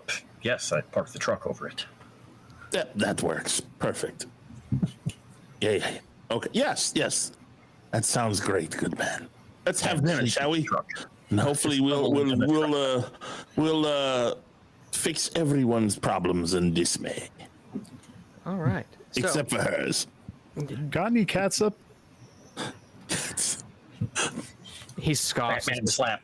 Oh, you Americans. Chippy's got another bloody nose. You see a window pop up in the top left hand of your screen. It says Christian hated that. Christian will remember this. So one thing that you guys will notice from Clay when he gets into the house and we are introduced to the woman, he is very kind to her. He is very deferential to her. He is very pleasant to her and very charming to her. Okay. Yeah, she's the perfect Right. gentleman. Okay, Clay. You've Perfect never simp. seen him actually be actually polite or kind to someone in an actual real way. Most of the time it's like, okay, let's be nice to this person. He seems genuinely just kind of like going out of his way. Right. So we'll spend the night. Okay. So the dinner is served. It is very good. Lamb with mint chutney. India, you've done a fantastic job with your cooking. Thanks. And the rest of the night goes relatively uneventful. You all are kind of just sitting in the dining room conversing with Mr. and Mrs. Lorien until you hear a blood-curdling scream come from upstairs. Oh boy. This is while I was reading my book, by the way. Right, I'll run upstairs. A book. The Mrs. Lorien runs up there as soon as it starts, and you see Kiteri, who has since gone to bed, is sitting in her bed just bawling. And she says, "There's a boogeyman outside. He was looking at me." I'll go look outside So it was the kid who's not the from wife. the window. Clay is actually running downstairs for the front door. Yeah, I'm Jimmy's looking gonna out the draw his window. 45 and follow him. Okay. Yeah, I'm pulling out my gun and staying indoor with the women to protect them. Pull out my gun. Protect them. You guys can go ahead and give me a spot hidden roll if you'd like. I can do it. Die as well. I'm going to use my last point here because I have one. Oh, damn it. I Dang. rolled really, really well. Nice. Yeah. We'll take your word for it. I know you'll find it eventually. Okay. I got like a Extreme 5, and success. there you go. There you go. Oh, I see it. I see it. Okay. So you all look around and you see no trace of anything. No Uh-oh. footprints in the snow. No figures silhouetted against the moonlight. The coast seems clear. I will ask the girl what the boogeyman looked like. He had the big teeth and big fingers, and he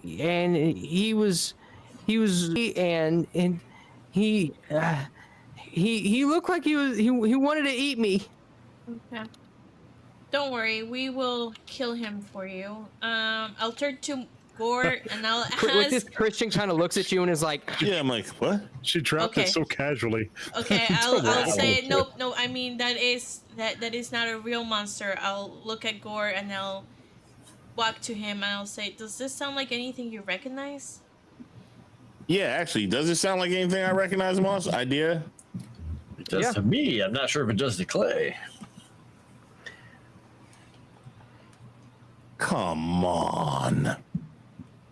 yeah, Nope, it's- never heard of it. it could be. What you know is that this could be an assortment of.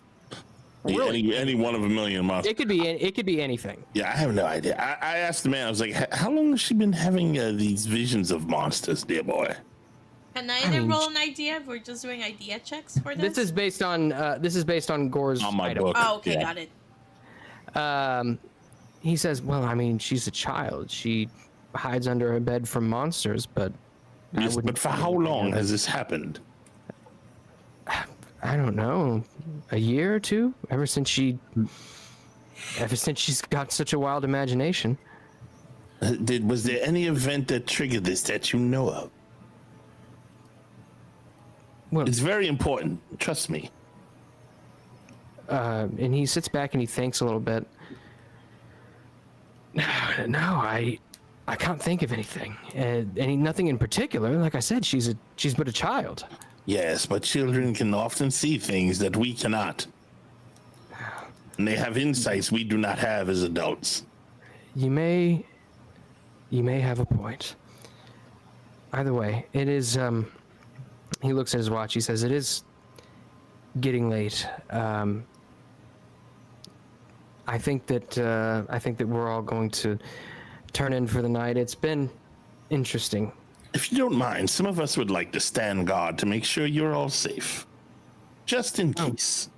Yes, absolutely. That's Because if we stirred this thing, something might come for it. That's why I wanted to do it tonight, but it was better that In some ways, it's better that we waited to remove this object, but it's better to be safe than sorry. Yes. If you'd like, I'm sure that Kitari would very much appreciate knowing that there was somebody protecting her. Absolutely. All right. And with that, they all turn in. The rest of the night is actually uneventful. Oh, good. You stand guard all night. You probably doze off a little bit, but the next morning comes. Breakfast is served. You all eat your breakfast, I assume. Mm-hmm. And at this point, Christian says, "All right, I do need to be heading off to my office, but here." And he goes into a closet and fetches a key ring off of a hook on the door, and he says, "Follow me."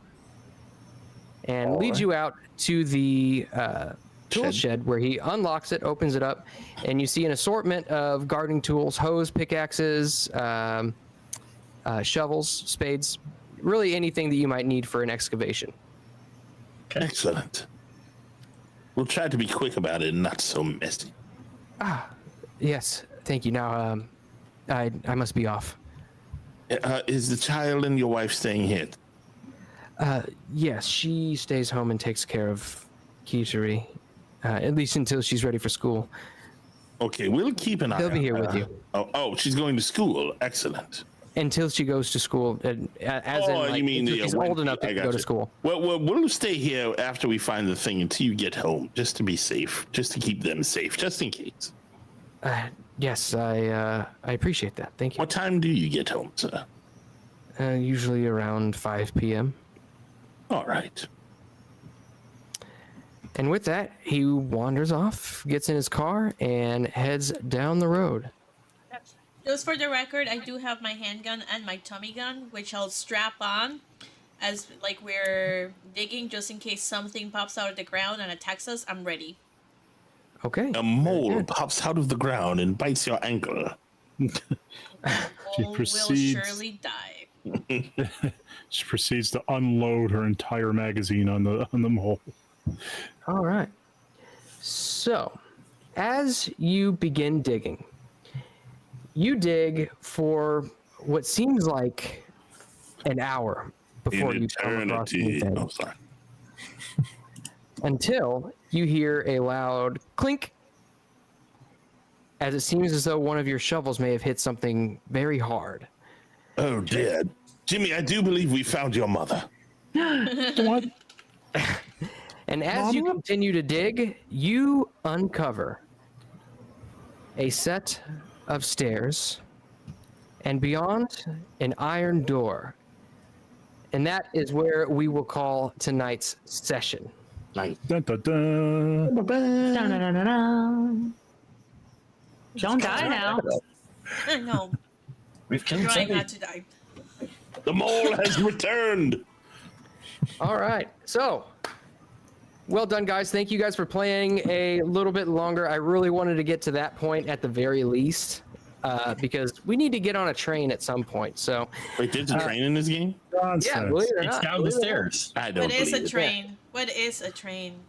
It's Train all is a the lie. figures of your imagination. Oh, So- but I did order a Cthulhu train, a Lego Cthulhu train. So I once saw I saw get that that, I David will. posted that. Wait, they Yeah. have a Lego Cthulhu train? Yeah, Dave said he got one, and I bugged him to like give me the link, and I got it. So once I get it, I have like the Falcon to do over here. I have a bigger version of Hogwarts, and then the Cthulhu train. So depending on when I get the Cthulhu train and when it ships, then I'll be building the Cthulhu train.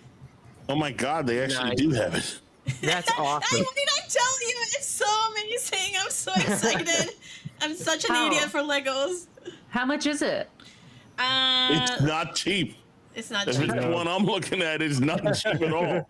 Holy Legos shit. are not cheap at all. Is it 3 figures or 4 It- figures? It's It's three three figures. figures. It's 3 figures. Oh my god. It's three figures. 3 figures? Oh my god. Yeah. This I don't economy? see any Oh my monsters gosh. though. Is there a monster? There's no monster. How many billions of dollars is that? It's just the Orient Express. It's not horror. Oh, okay. It's just the Oh, Orient okay. No, yeah, it's just the Orient Express. I can kind of look to see. Hold on, how much. They do have a Cthulhu Lego though.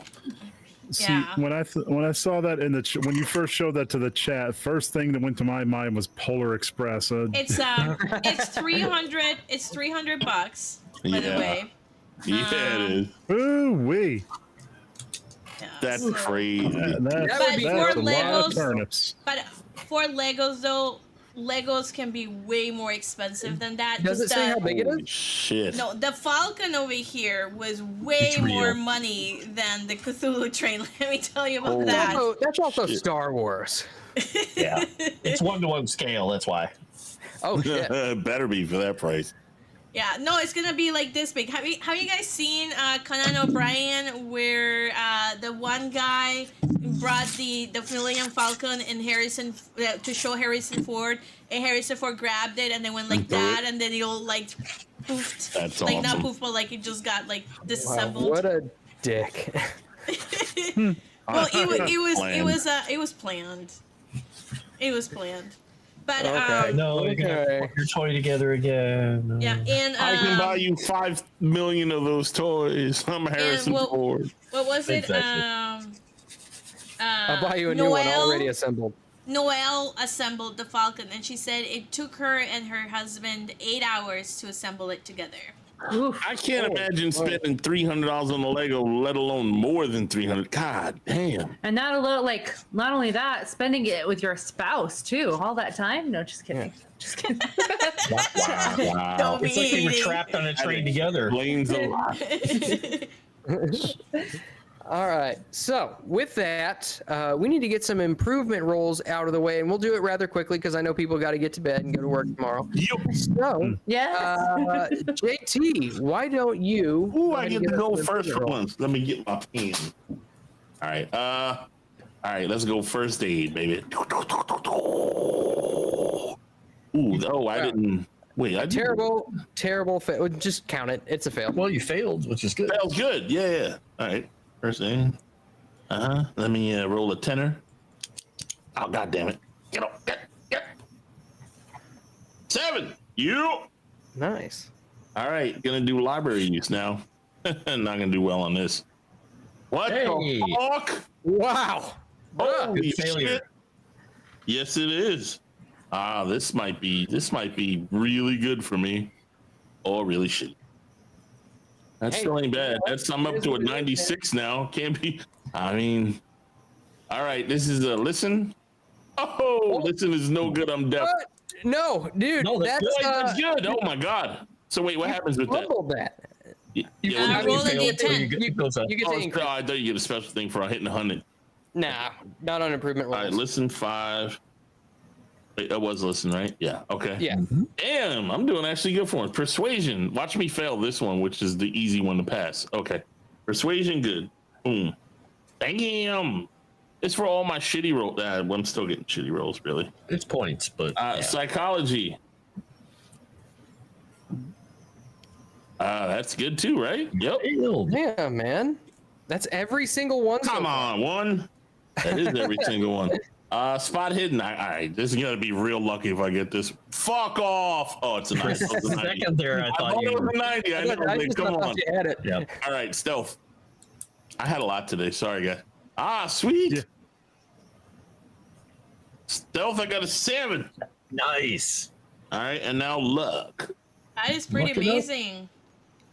Come on, baby. Don't fuck me luck, because I never got. You fucking suck. All right, Oh. anyway. Unlucky. Very unlucky. All right, You're I'm a done. poet and you didn't realize it. First aid. Now I gotta turn the thing on. Yeah, I'm good. I'm done. All right. Who's next? Nomi, let's did you succeed on anything tonight? I did. I have to scroll back again. Do. And if it makes it easier, when you do succeed on a roll, your skills have little tick boxes next to them. Just click on that tick box; it'll check mark it so you know what you succeeded. Okay, so stealth. No, I didn't do stealth today.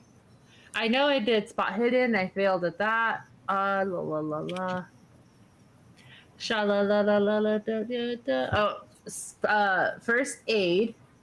And there was something else that I did. Let's sing "Kiss the Girl," but Jimmy already did that.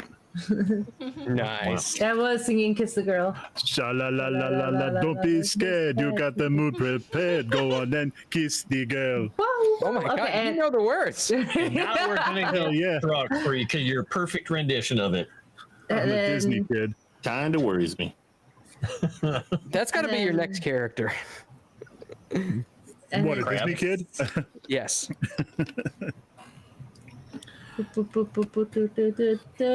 Sanity, and that was it. Okay, so I roll sanity and luck. Okay.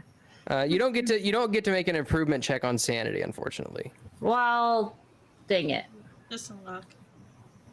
All right, is that everything? So Hold you on. rolled. Oh I wait, are didn't- you? I I'm not haven't seeing rolled any of it. your I haven't rolls. rolled yet. Roll it. I was looking at Eldritch thinking it was you. No. Roll it. What? Two's Nose, you bought the AT-AT. How much was the AT-AT, Two's Nose? And then sanity check, but we're not doing that one. We have to do. Oh my gosh, what was the other one? I can't Luck. remember where. Was it luck? No, spot. No, I didn't do spot hidden. I did, but I failed. First aid. That's what I did. First aid. Let's go. Song in my head. You've created a monster. And you did then, not fail. well, that's unfortunate.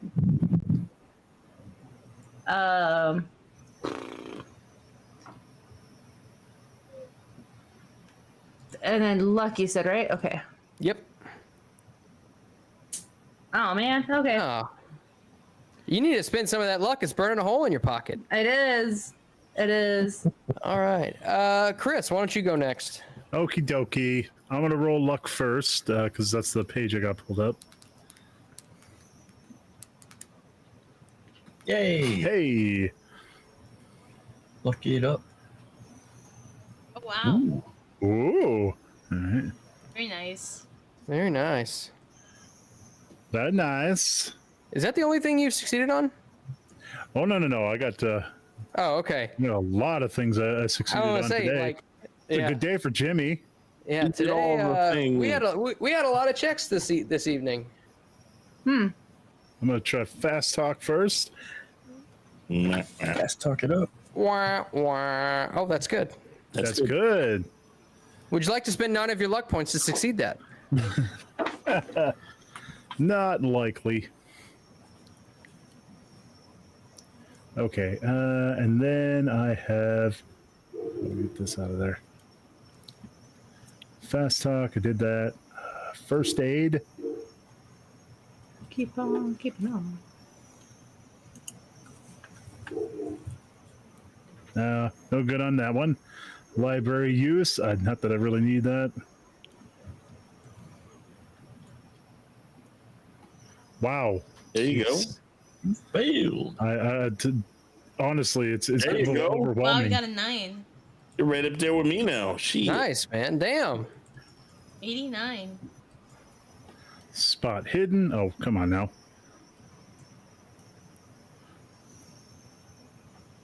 Oh, Nuts, but that's okay. I got that pretty high.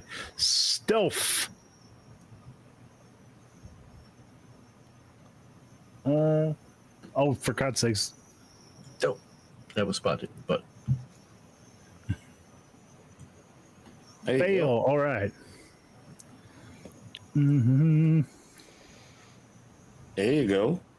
Wow, man. All right. Things are coming up, Jimmy. Go, Jimmy, So- go. Phrasing. That's it for Jimmy. Off Luck. to the next person. Luck. he I did did it luck. first. That was you the did first luck thing I first? did. Oh, my bad. All right. Frost, why don't you go next? All right, we'll do charm first. And didn't get that. We are going to go to first aid. Did not get that. Go to Latin. Yup. Oops, I don't want percentile. We want to go this. So There you 6 go. points. And what was the other thing here? Library use. Is that technically over? Yeah, It's a it is. fail. There you go. I have lightly failed. Light failure is the best failure. It is the best failure. All right, so first this. So let's see. Psychology. It would be a miracle if that actually failed. And let's get back to luck. Nope. All right. And that's it. Sevy's turn. Library use. Failed. Nice. There you go.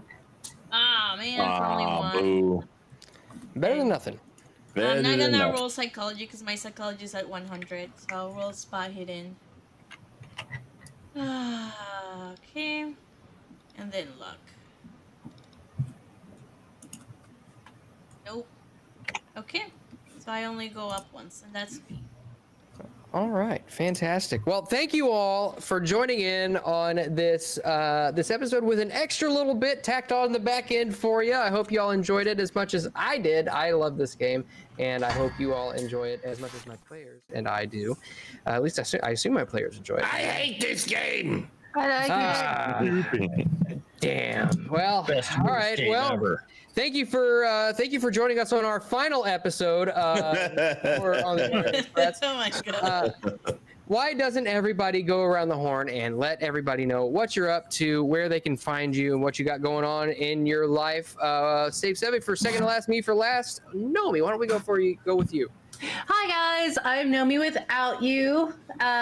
You can catch me here on Mondays with Moonskull, and then Thursdays on my channel on YouTube, Nomi without you, where we have Dames and Dorks. We have some pretty big guests coming through later on. You're just gonna have to tune in and follow me on Twix to see when our next guest is. And you can always catch me on Kick playing with Janie Tabitha, who was on here earlier. We are playing this co-op game where we're yelling at each other. She's killed me 6 times already by accident. I've killed her 2 times because I love her that much of a friend. But yeah, you can usually catch me there doing silly banters. Just follow me on X for whatever I do. And Chris, go for it. Oh, fantastic. I am Chris with a dagger. I have reopened my X account. I don't use it much, but I sometimes post stuff there. I also post blogs on my Minds page, minds.com. Chris with a dagger, all one word. That's where you can find me on both places. I also post novelizations of my D&D adventures and read them because I'm a huge dork. And of course, you can find me here on Monday nights with all these lovely people playing Call of Cthulhu and just being an absolute schmuck with Jimmy. And I will pass it off to JT. Well, I am obviously JT because he passed it off to me. You can check me out tomorrow night on Smoking Barrel on the Dragon's Tavern Live with JJ's channel, where I will be a 2-foot-tall swashbuckling frog master of the sword and flattery, unlike this character who's just an asshole. And then Wednesday night, you can check me out on Wednesday After Dark on the Moonskull channel, where we will talk about all the cool things with Sevi, Arudai, and the crew, Moss as well, even though he's a bit weird. And then, I don't know. And then Friday, Mummy's Mask on the G&G Titties channel, because everyone loves titties.